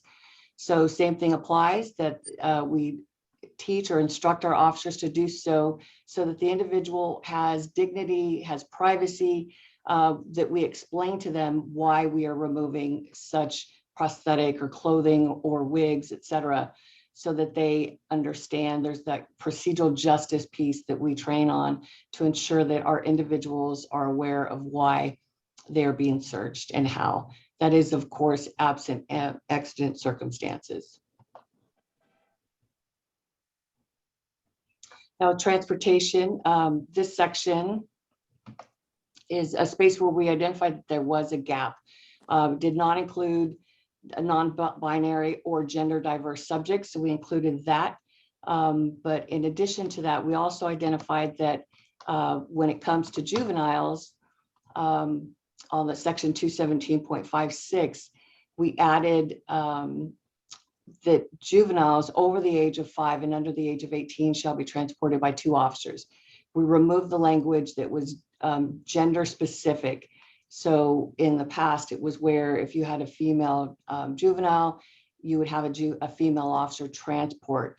Now that we are introducing individuals that of non-binary, transgender, gender diverse individuals, we just made it simple so that it was always 2 officers that are transporting the individuals. Of course, everything documented on body-worn video and via radio, and our DFARs as well. And that concludes the presentation on the policy update. And I'm available to field any questions that you may have. Thank you, Commander Flores. Commissioner Soboroff, I see your mic is open. Do you have any questions? No, I'm good. I think it's wonderful, and I've engaged and met a bunch of the wonderful people, and appreciate what you're doing, Commander Flores. Thank you, sir. Thank you, Commissioner Soboroff. Commissioner Decker? I don't have any questions. I did have the opportunity ahead of the meeting to meet with Commander Flores, Sergeant Schoen, and their team. And I do want to thank them very much for their hard work in putting this together and for working with the community in addressing, a number of changes to policy. So I do thank you for your work and for the presentation today. Thank you. Thank you, ma'am. Commander Flores, I want to mirror Commissioner Decker's words. Thank you for your hard work in putting this together and working with the community and updating this policy. I think it's important for the department to recognize that we live in an extremely diverse society and that certain members of our society have special needs, and that this policy reflects that. So thank you for taking the laboring oar and handling that. At this point, I move that we approve the department's report and transmit it. Just approve the department's report. Is there a second? Second. Motion been made and seconded. All in favor, say aye. Aye. Aye. Thank you. The motion carries. Commander Flores, the floor is still yours. Okay, I want to make sure Sergeant Jules Sohn has access, or I see her screen. I'll wait for her camera to come up. There we are. Thank you, Jules. So Sergeant Jules Sohn, as you all know, she's our liaison and really is responsible for much of the work in establishing and deepening those relationships we have with our LGBTQ plus community. She is in the conference room with another member of our team. We'll let her introduce, but she has produced a very short PowerPoint slide that will further expand on some of the work that we've done together with the community, including training and update on policies as well. Good morning, everybody. Can everybody hear me? Good morning, Sergeant Sohn. You may need to speak up a bit more. It sounds a bit hollow. Okay. We're going to try to move the microphone closer. There you go. Okay, let me try to move a microphone closer. Or I can use my Marine Corps voice and try to carry. But thank you so much, commissioners, for having us. I'm very excited to give a quick update on some of the work that we've been doing with our outreach program. And so we actually have in our conference room one of our working group members, and so I'll give them a chance to speak in a bit. But I really wanted to go over some of the community engagement efforts that our LGBTQ plus outreach program has done over the last few years. You may proceed. Are you able to see our screen? Not yet. Okay, we're trying to share screen here. All there right. we go. Great. All right, so we'll go to the next slide. So here we're talking a little bit about community engagement, and we have actually some photos from this year's LA Pride Parade, which was back on June 12th. And so we wanted to extend our thanks to the Chief Moore and the command staff that were able to join us, as well as our LGBTQ plus officers, friends and allies that were able to join us. So we'd like to give a shout out to Christopher Street West as well for inviting us to participate in uniform at the Pride Parade. And really a lot of the work that we've done has been through our LGBTQ plus working group. This is a collaboration and a group of amazing community leaders who have worked with us to give us guidance and recommendations. They actually weighed in very heavily on the policies that Commander Flores just reviewed. And so we extend our thanks to them, and they are constantly helping us find different ways to provide resources and programming to improve our relationship with the LGBTQ plus community in Los Angeles. And so one of our key programs in outreach is our working group. We also do proactive outreach with key community organizations like Christopher Street West and the Wallace Memorial. So earlier today, we had Richard Zaldivar, who is the founder and the executive director of the Wallace Memorial, swing by. And we were able to give him a certificate. Thank you, Chief Moore, for providing that to honor the work that he's done in the Latinx community in Boyle Heights, as well as his groundbreaking work with HIV and AIDS prevention and awareness. And through his work and his organization's work, they were able to put up the memorial monument in Lincoln Park. So we'd like to give a big shout out to our community organizations. Another key partnership that we have is with the LA Lgbt Center. And we actually have a memorandum of agreement with them to work in collaboration on updating training, working with their anti-violence project, finding ways to reach out to LGBTQ plus crime victims and figure out best practices in public safety. And so that's another key partnership that we have within the LAPD LGBTQ community engagement. We also work with the Transgender Advisory Council. We actually have some members on Zoom that have been able to join us. So Karina Samala is the chair of the Transgender Advisory Council for the City of Los Angeles. Jasmine Creighton is also on the TAC, as well as James Wen. So we wanted to extend our appreciation to them as well. They work extensively with the transgender, non-binary, gender diverse communities, and they have a law enforcement committee with Tiana Herrera that we work with in order to figure out ways that we can assist them in better doing outreach in a community that oftentimes has distrust or historic trauma with law enforcement. So they assist us with finding ways and best practices to move forward. And actually, Karina and Jasmine were a part of our Just Ask video where we went over how the best practices for how to introduce yourself and your pronouns in order to ask a person their name and their pronouns. And so we definitely extend our gratitude to them. And we also do special events. So this last week we did the Board of Police Commission mixer. So thank you to the commissioners and the chief for co-hosting that. That provides a venue for our LGBTQ plus personnel and allies to come together and basically network and get to meet community members. And so that was a great event last week, and we look forward to doing more in the future. We also support different Pride events. So many of you will probably know that there are so many different Pride events in June, starting with Venice Pride and West Hollywood Pride, LA Pride. We had San Pedro and Boyle Heights Pride this past weekend. And then we're going to go into Valley Pride this upcoming weekend with South LA Pride on July 1st. And so we do our best to support the bureaus and the different divisions to ensure that they have anything that they need in terms of outreach into the LGBTQ plus community. And finally, but most importantly, is that we do a lot of training, collaboration, and support. So as our outreach program has grown, we've been able to provide training to partner agencies on best practices of how to work with the LGBTQ plus community. Most recently, Karina Samala and I trained the district attorney's office. They had a training day where we provided information on how to interact and do work with witnesses and victims who are a part of the trans, non-binary, and gender diverse community. So that's basically what our outreach program looks like currently.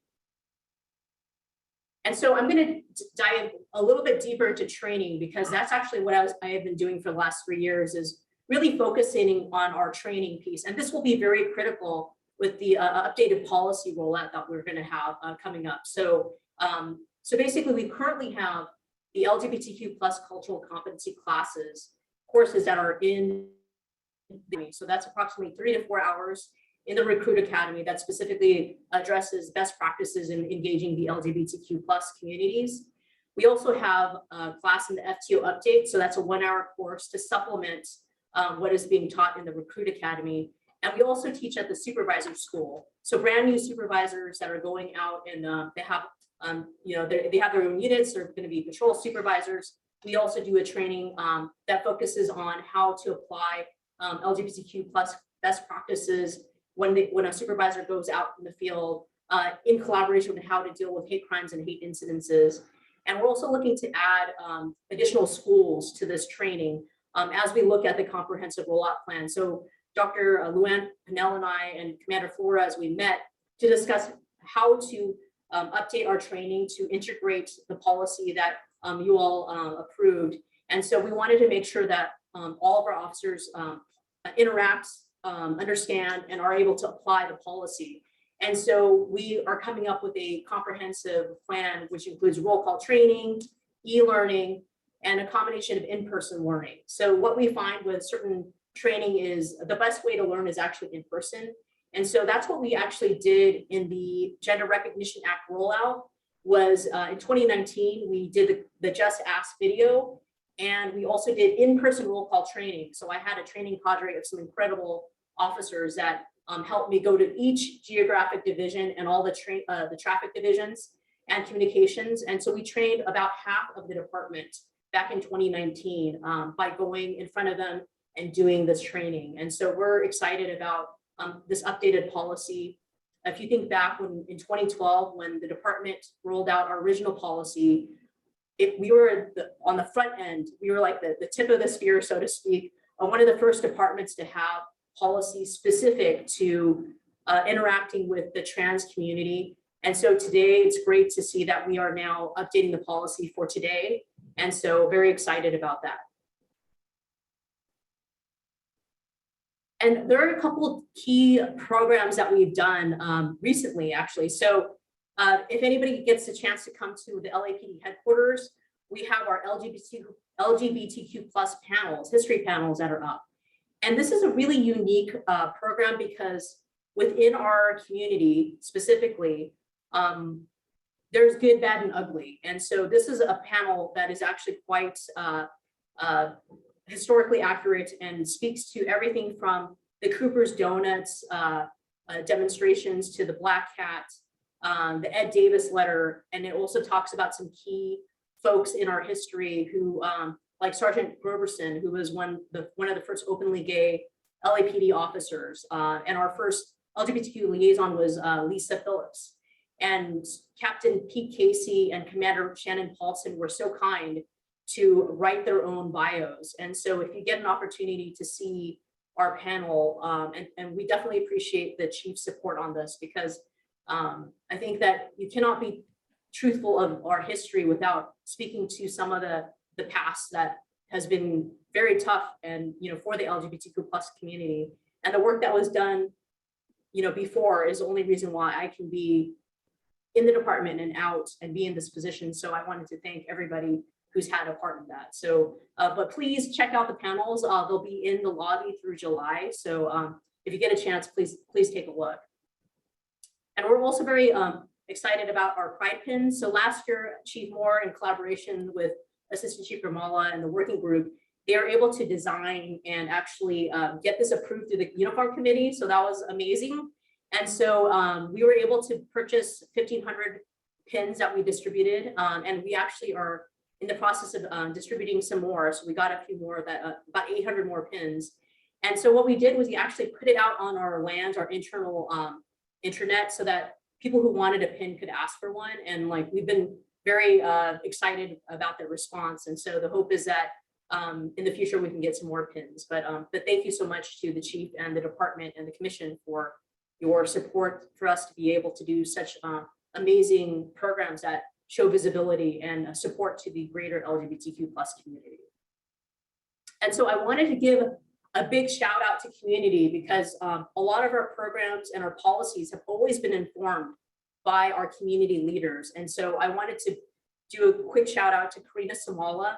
She is the chair of the Transgender Advisory Council. And so she's actually in this picture. So she's at the podium here.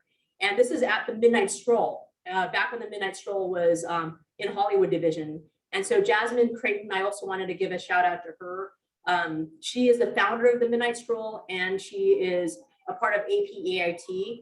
And so we wanted to give her a big shout out. She's also in that picture. You can see part of her. She's right by Terry J. And then Terry J's in the white dress, and Jasmine's right next to her to the left. We also wanted to honor Richard L. Zaldivar, who is the founder of the Wallace Memorials. He was here earlier, but he had to leave. He had a prior engagement. And I actually wanted to welcome to the floor one of our guests who is here today.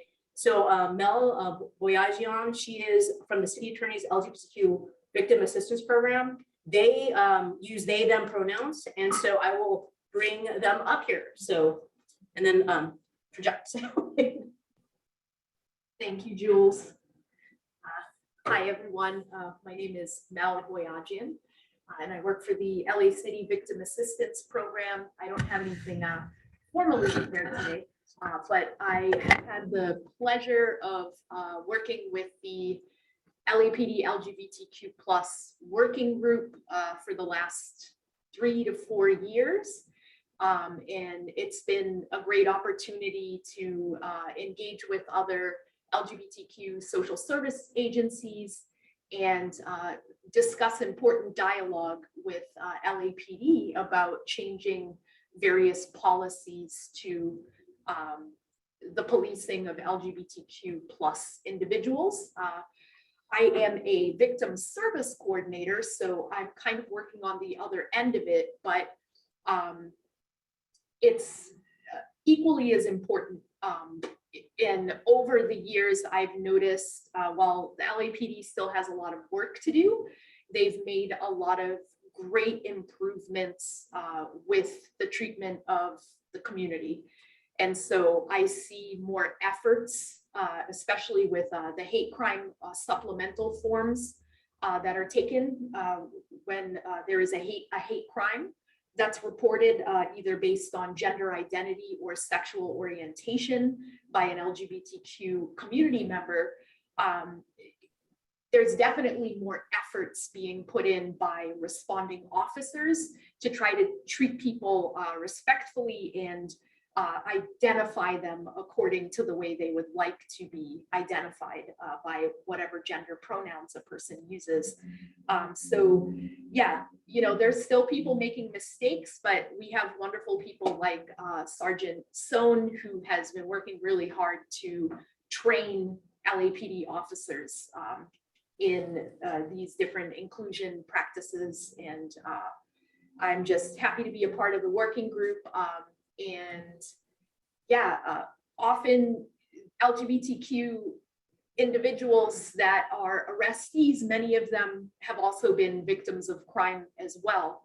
And so I do have clients that have been on both sides, and it's equally as important that we treat our arrestees with respect, as well as our victims of crime. So thank you for letting me be a part of the working group. And you know, yeah, that's about it. That's all I have to say. Thank you. All right. Thank you so much, Mel. Yeah, thank you. And so we also have Karina Samala on the line. So Karina, I don't know if you can, she's not on camera, but if you would be open to just saying hello. And so Karina actually was one of our architects for our first policy and actually helped with both the policy that was presented, the 2012 version, as well as she helped with the jail division policy, the custody service division policy related to strip searches. And so Karina, if you can just say hello, and she's also willing to answer any questions. So Karina, if you can say a quick hello, and then we'll open the floor to any questions. Hello, everyone, and thank you so much again for being here for our community and for supporting our community, which I call my family. Thank you, Chief Moore, Jules, and also Commander Flores for doing this for us. Yes. Any questions? Yeah, so we'll open the floor to any questions, Commander, as well. If anybody has any questions related to the program. And Karina is a subject matter expert on policy, so I'm so glad that she was able to jump on. But thank you so much for giving us the time to present our outreach program, and thank you so much for your support of our LGBTQ plus community, both externally and internally. Thank you, commissioners. And thank you, Sergeant Stone, for a very well thought out presentation. I do have one question with respect to, you said the training and that you're going to be pushing it out to roll calls. Is that going to also apply to this updated policy that's going into effect? Yes, sir. So this will also include part of the comprehensive plan between Commander Flores and Dr. Pinnell is getting the training through different roll call trainings, as well as through e-learning and also in person. And so one of the things that we find effective is having a holistic approach to training. So also integrating different scenarios in other schools that also apply these policies and the concepts. So we're actually developing that particular plan currently. And so it mirrors a lot of what we did in the Gender Recognition Act. So it's a combination of in-person training, roll call training, e-learning, and integrating it into the current courses that we have and updating those courses, as well as adding scenarios that would apply in terms of transportation and searches as well, sir. Thank you very much. Commissioner Decker, do you have any questions? Yes, thank you, Commissioner Briggs. Sergeant Schoen, thank you very much for your presentation, very thoughtful, and certainly thank you to our community members. And I also just want to make a correction on myself. On the policy, I neglected to also thank Lieutenant Shannon White for her hard work in working on that policy, and her efforts should not go unnoticed. So I want to include her in the thanks. Our community members who came, thank you so much for working on this policy and for your comments today.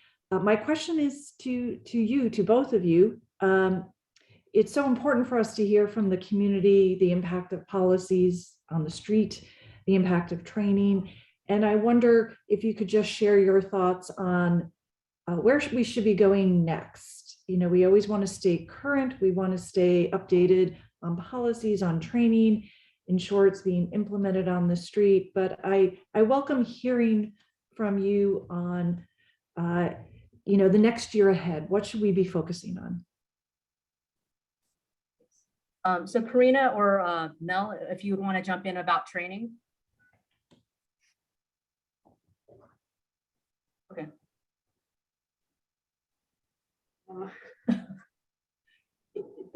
Yeah, so what would your thoughts? Yeah, what are your thoughts on like next steps in training? Next steps in training. The next year ahead, whether it be training or any other issue.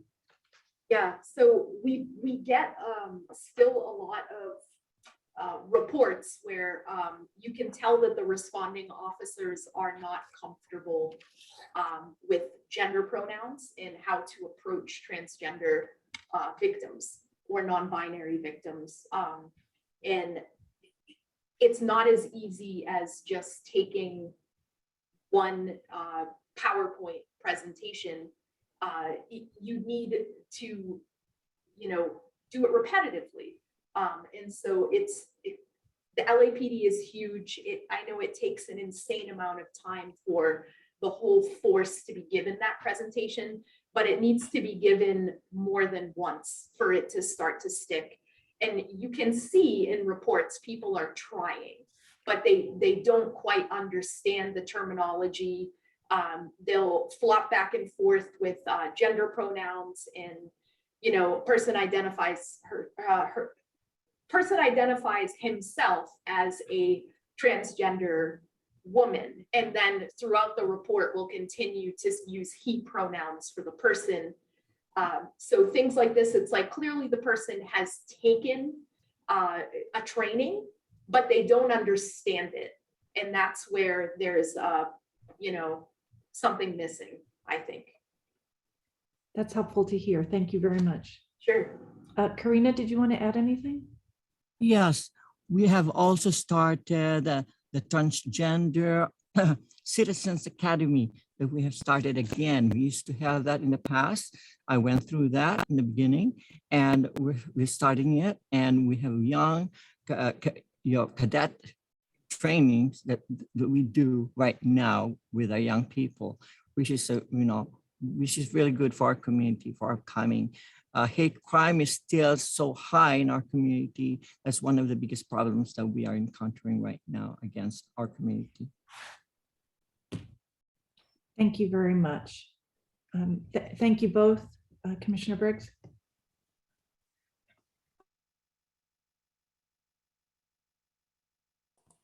Thank you, Commissioner Decker. Commissioner Sobroff, did you have any questions? I'm fine. My questions were answered and my compliments continue. Thank you. Thank you, everyone, for such a thoughtful and timely presentation. And I look forward to the rollout of the training, because I think it's something that's needed department-wide and will be extremely helpful for everyone in the department. And thank you again, everyone, for putting this presentation together. At this time, we will go to item 4C on the agenda, on the use of equipment covered by California Assembly Bill 487. Commander Stephen Lurie, please. Good afternoon or good morning, commissioners. Good morning, Chief Moore. Let me share my screen with you here and we will get started.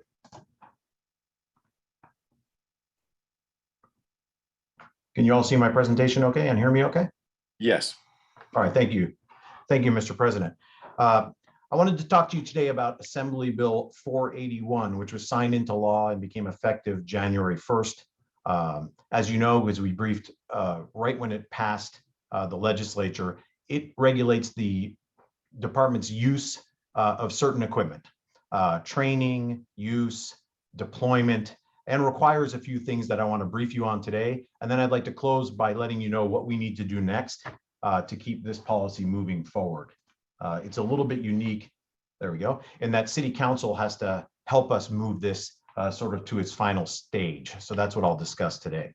The bill essentially covers these 7 categories. The description of this specialized equipment and what the department has, its purpose, its financial impact, what training requirements and use requirements we have as a department, how we monitor compliance with those requirements, and procedures for the public to voice complaints about its use. The good news, as I mentioned when we met about the George Floyd Justice in Policing Act, if you remember a few months ago, I briefed on what our hypothetical compliance would be with that statute had it been passed into law. And I mentioned that what it really showed us is how the department continues to be a leader in progressive policing, and that the George Floyd bill, for instance, we were essentially already in compliance with 90% of what it asked for. Our team, as we started exploring AB 481, learned this is another demonstration of that department leadership. In fact, we didn't have to draft any new directives for compliance here. We just had to point to existing, some long-standing department policies and equipment use scenarios, which shows that we've been leading on the monitoring of this important equipment since the beginning. What it does do, and what will help the department greatly, is it forced us to create a single source document, a single location where all of the information about this specialized equipment is in one place. And that is the report that you have before you for adoption today. I also want to mention that much of this equipment is used in day-to-day operations. While the statute and the policy are entitled military equipment use, it's not military equipment in sort of the idiomatic way that that brings up images of military style machines. A lot of it is things that we use in day-to-day operations, like a command post vehicle or other items like that. So we look forward to, once we are through today and through City Council, having this single source document where the public, the commission, and as importantly, our own teams can see the important information about this equipment. So first I'll cover the inventory, which is the longer report that we submitted to you today.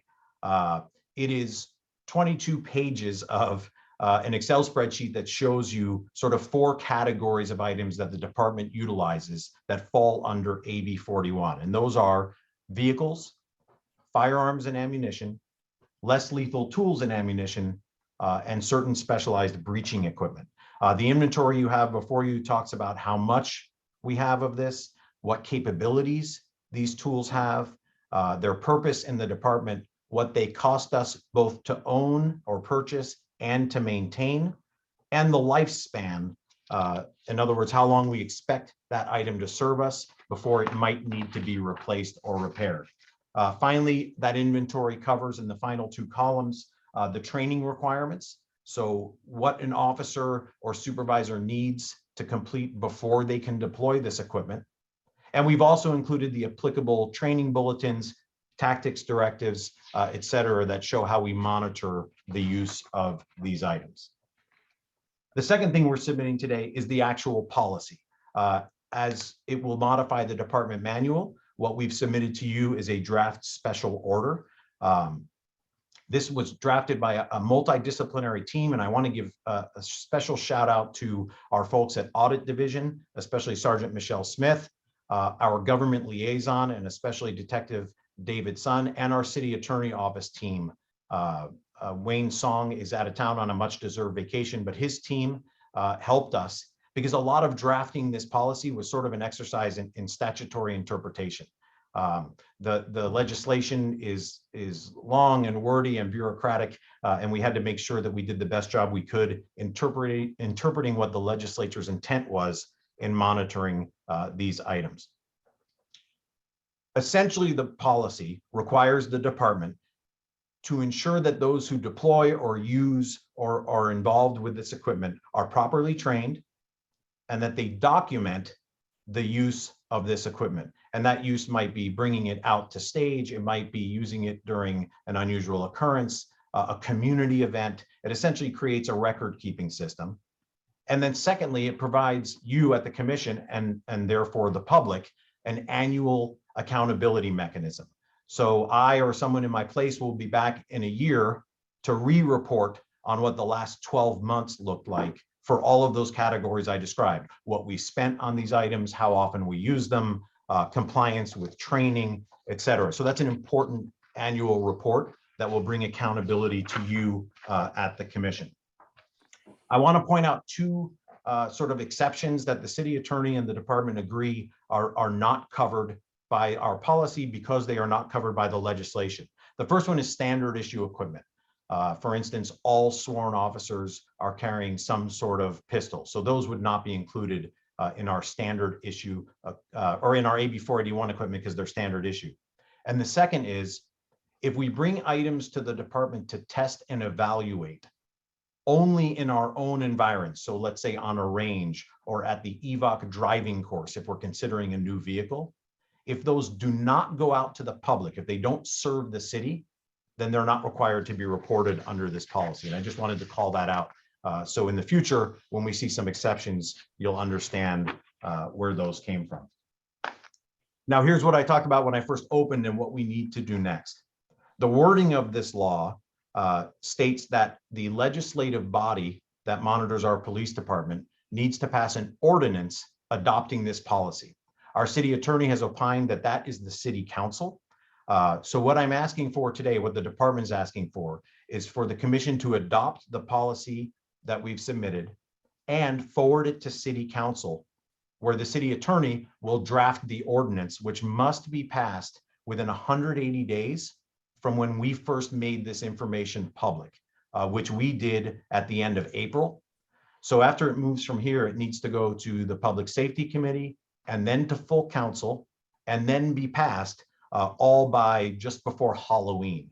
And while that sounds like it's a long time away, that bureaucratic system means it's not that far away. And if that does not occur, under the statute, we would lose the ability to utilize a lot of this equipment. And as I stated, a lot of it is necessary for sort of day-to-day operations. So that's the sense of urgency in sort of moving it forward to council. And of course, I'll be happy to come back and report either officially here in this meeting or to the executive committee as this makes its way through city council.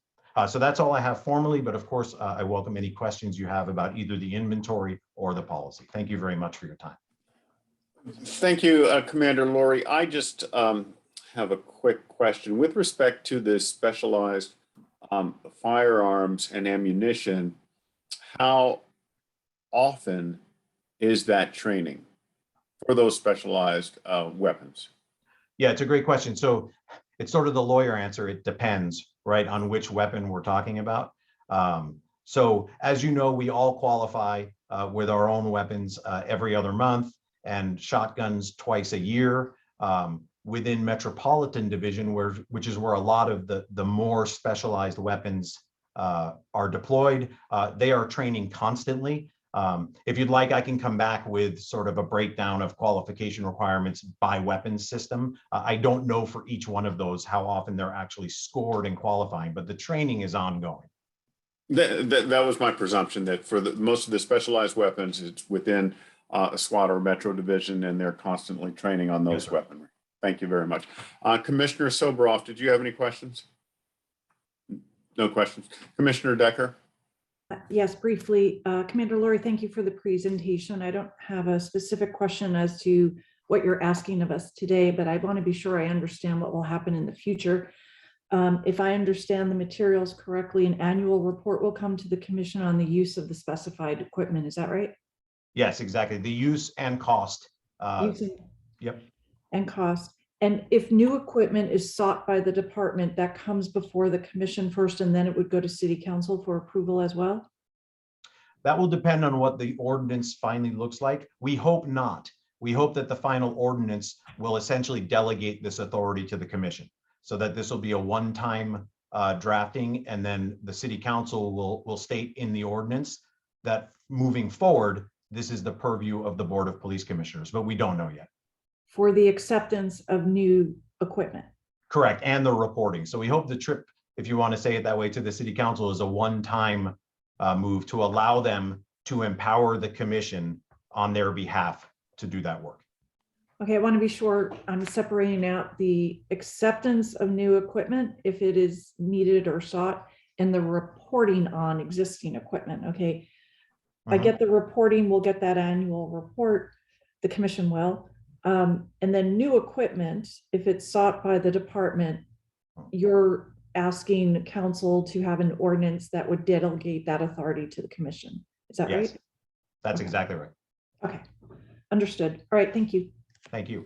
Thank you, Commissioner Decker. There being no further questions, I move that we approve the department's report and transmit it to City Council. Is there a second? Second. Motion's been made and seconded. All in favor, say aye. Aye. Aye. Motion carries. Thank you very much. Thank you, Commander Laurie. Thank you, sir. At this point, can we have Director Rhodes? Actually, for the Commissioner department? Briggs, Director Rhodes is under the weather, so I'll be handling the next item as well. Okay. Thank you, Commander Laurie. Then we're going to go Yes, into on the report on training on the new protectual stop policy. Yes, sir. And if we could bring up Dr. Luann Pennell from Police Training and Education. She is co-presenting on this item.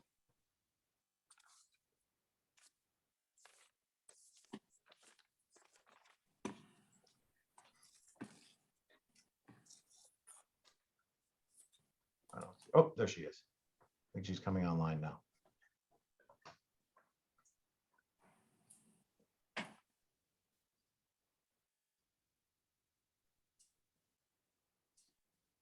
Welcome, Dr. Pennell. Good morning. Morning. All right, so I'll introduce this, and then Dr. Pennell is going to speak about the portion that was handled in her shop, and I'll talk about OCPP's role. As the commission is aware, on March 1st of this year, the BOPC adopted our new pretextual stop policy. And as we discussed during that presentation, as a matter of fact, Commissioner Briggs, if you remember, a large portion of that work was going to be getting out to train our folks. The best policy you can imagine is of no help if our people not only are trained, but have a true understanding of sort of what that policy does. So we broke that training essentially up into two teams, one here at OCPP and one under Dr. Pennell. And I'll talk briefly about our role, and then I'll allow her to talk about hers. The very next day, Director Rhodes and I began our road show, and we went out to meet the training coordinators and training personnel at every single division and bureau and train them on the policy. The Chief of Police and Director Rhodes agreed that this kind of culture shift, this important of a policy, we should be there face to face, discussing it and answering questions as needed. And this was very effective, not only from the perspective of getting the information out, but I think the officers and the sergeants really appreciated that we made the effort, frankly, to discuss this one-on-one, accept their challenges and their questions, and discuss the policy. So progress so far as of Friday, which is the last time that we ran the numbers here, that in-person training through a train the trainer model has reached 7,283 sworn personnel. That's a pretty good number as we approach the 8,000 mark. We have training scheduled in the next week or two that will probably drive us towards 8,000. And with vacations and training and other unavailability, that's a solid number to know that we have gotten the message out. I have received ongoing feedback by phone or email or text from folks who have received this from the people that we trained, and it's going as planned. They understand the nuances, they're utilizing the policy, and so far so good. The next phase of how we wanted to train the personnel was given to Dr. Pennell and her team, and I'll ask her now to brief you on what that was and how it's going so far. Good morning. What you're going to see here is sort of a multi-layered approach that we do when we have a policy change. We start with the publication and we, of course, make everyone go ahead and sign with that. Starting in DP3, we had a message from the chief of police. We thought that was important for him to set the tone and tenor regarding this message. And then, so that ran for a month in roll call and was also provided on the LAN.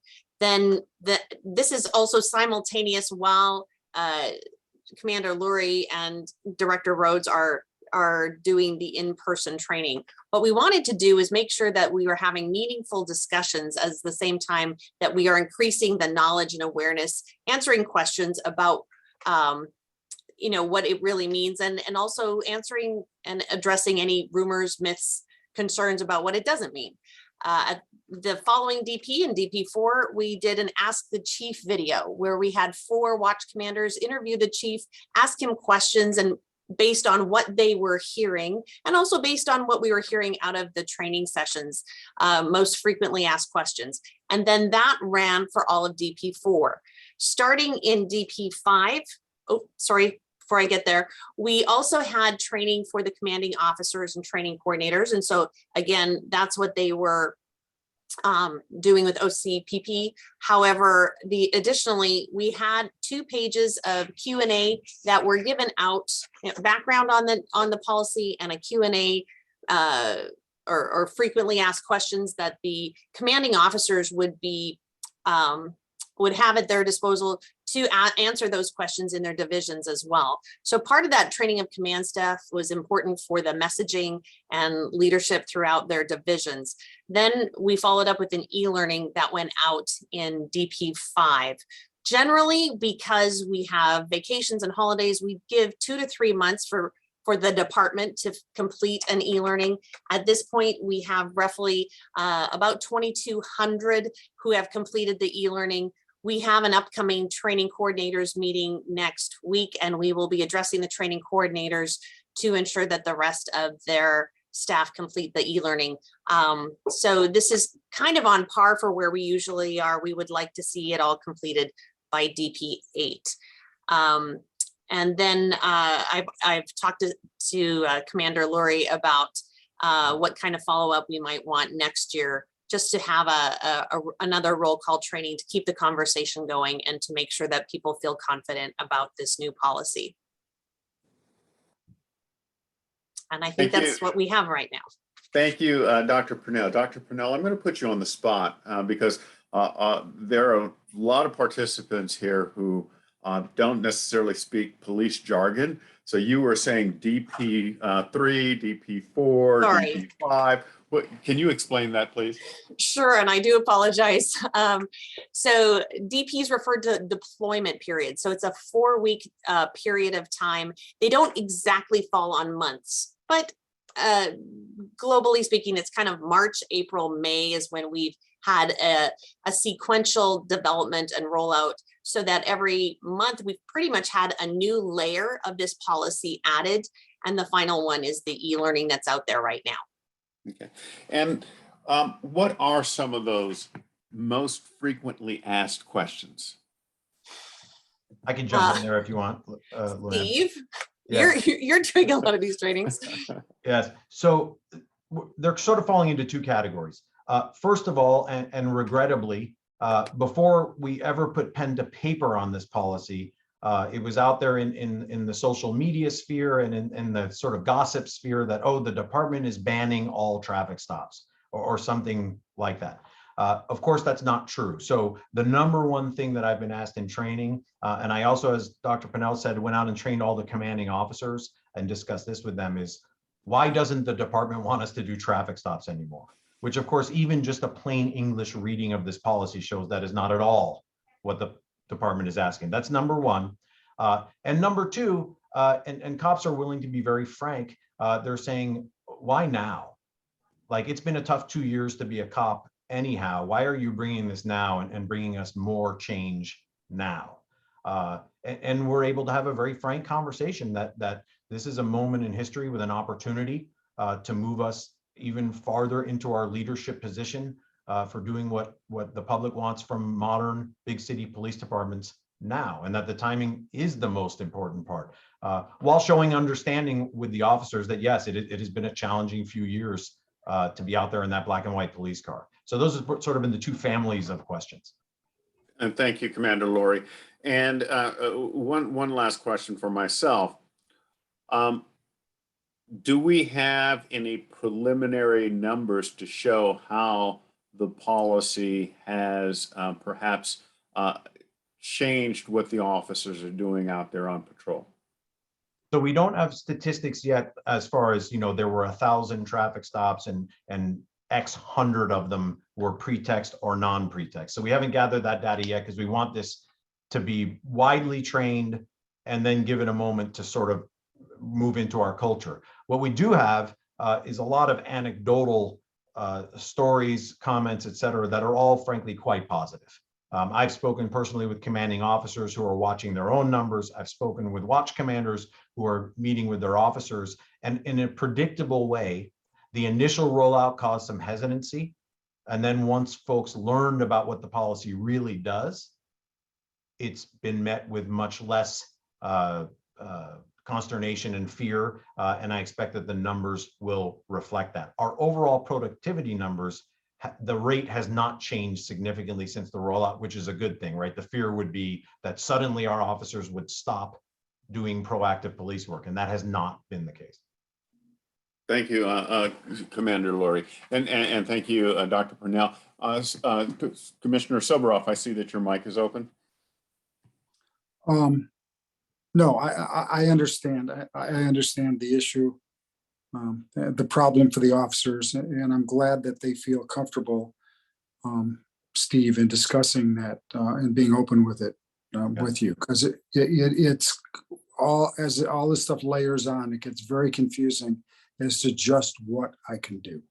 Yes. I also want to make an admission. Yesterday, I backed my car into another car. Nobody saw me, and I left a note. I'll have my people note it down. Thank you. With your phone number. Yes, perfect. I'll take it. Thank you, Commissioner Soboroff. Commissioner Decker. Yes, just to follow up on a question Commissioner Briggs stated, I'd like to understand a little better how you will measure the effectiveness, understanding you don't have full data now, you're hearing anecdotally. I'd just like to understand a little better what you're going to be examining over, say, the course of the next 6-8 months to see whether it's being effective and how you're measuring that. Sure, a couple different ways. First of all, Captain Steve Ramus, who the commission has heard from before, who runs our RIPA dashboard and our RIPA data, he's the real number cruncher. And the first thing we'll want to see is, as you may recall, one of the things the policy does is has officers identify when they are doing a pretextual stop. And that will be indicated on the new version of the AFDR, or Automated Field Data Report. So we'll just want to see what that number is. One of the things that caused the genesis of this policy is we didn't even have good data on when our officers were doing a pretext traffic stop. So that's number one. We want to see what the actual number is. And then through our viewing of body-worn video for a whole variety of incidents, we'll want to see how well folks are articulating the things that they are now required to articulate under the policy. As you remember, most of what the policy actually does is just require officers to tell their story to their body-worn video camera. So we'll want to see if folks are doing a good job at articulating the reasons for doing what they're doing. This will come through arrest reports, use of force reports, all the times when we normally get to see our officers perform in the field. And I think the chief is going to chime in and either correct me or add to what I said. No, I'll just add, I mean, this is an area that, in fairness to Commander Lurie, is an area of focus with Director Rhodes and Captain Ramos. So the CompStat process of accountability, of inspection, of understanding what statistical numbers are out there, what are the influences of those, what are the strategies that we embark on, and then the feedback loop. That process is being brought to this aspect of the instances of pretext stops and the rates that we see in traffic stops and pedestrian stops and encounters involving the police, RIPA data.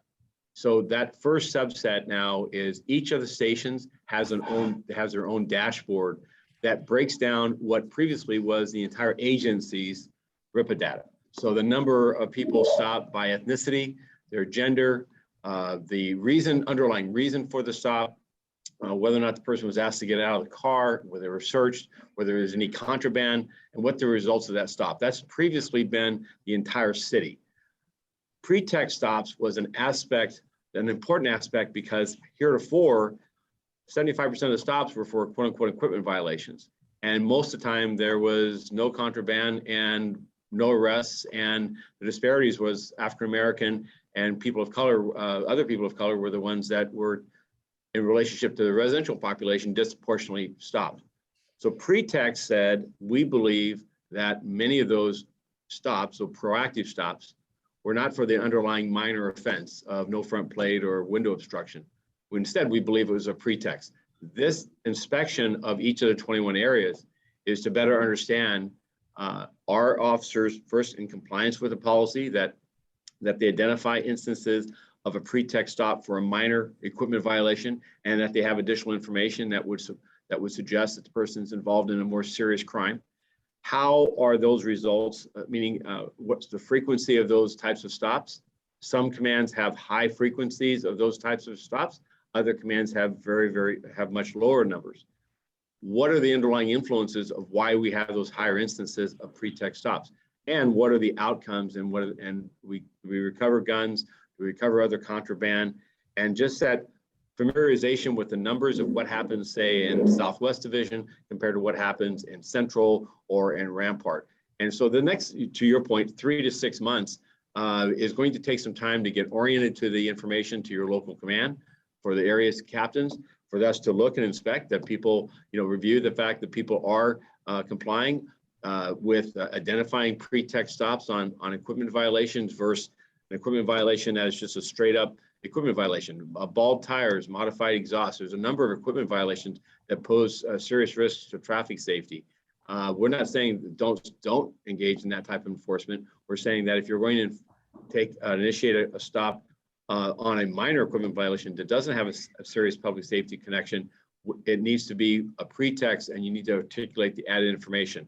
So this whole training process, orientation, encouraging our officers to stay active, to focus our efforts on identified crimes and unidentified behavior of individuals that we believe are involved in serious crimes in our communities. That is what this process is meant to influence.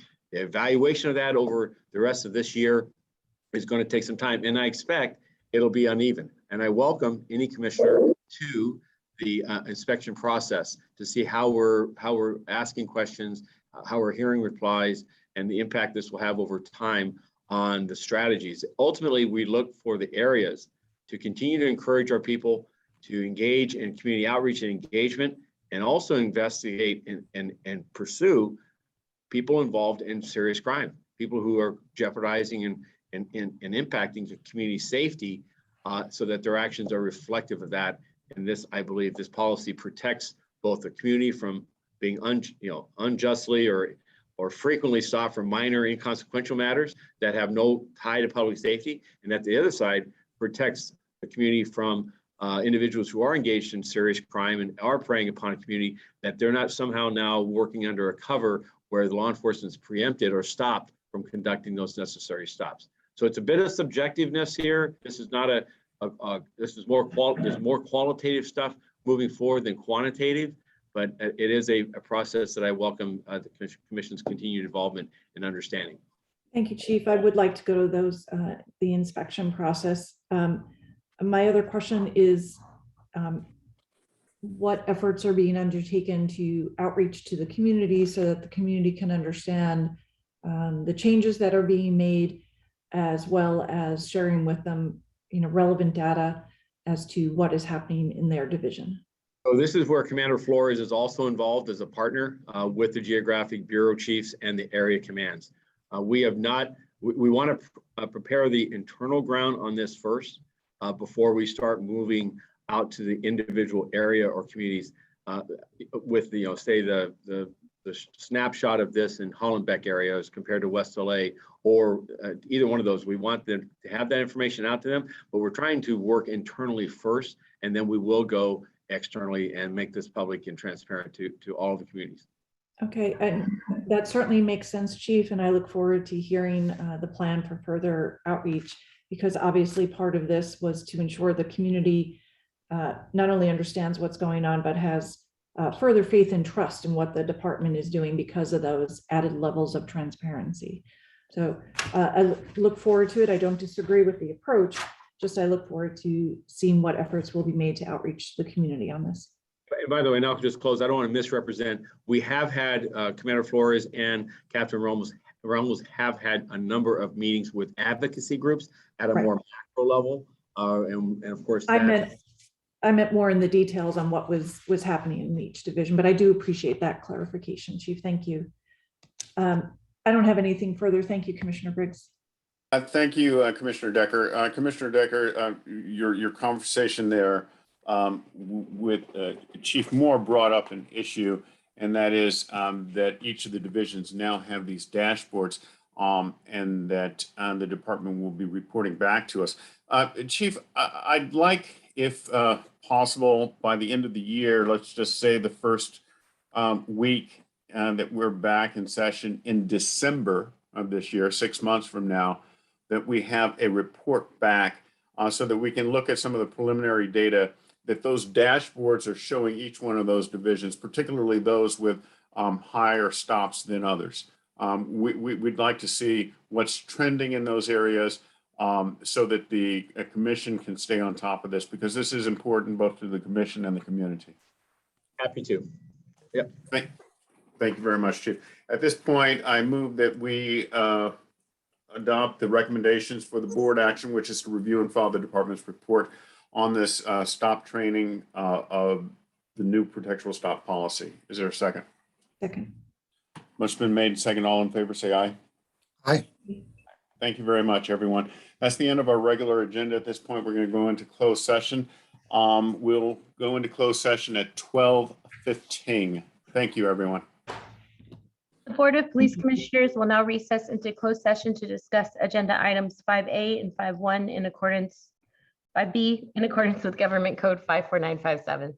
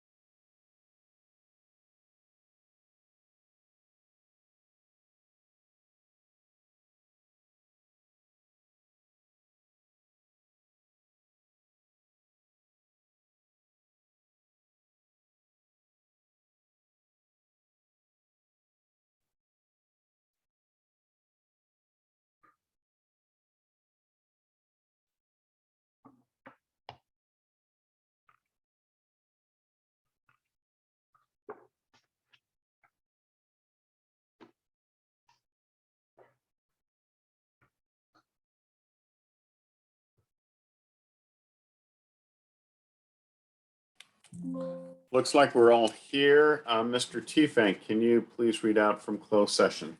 Yes, Mr. President. Commission has finished its work in closed session. Item 5A1, officer involved shooting number 038-21. The commission on a 3-0 vote adopted the chief's recommendations, which were tactical debrief, 1 police officer 3 and 1 police officer 2. Drawing and exhibiting in policy, 1 police officer 3, 1 police officer 2. Less lethal use of force in policy, 1 police officer 2. Lethal use of force in policy, 1 police officer 3. Item 5A2, law enforcement related injury number 039-21.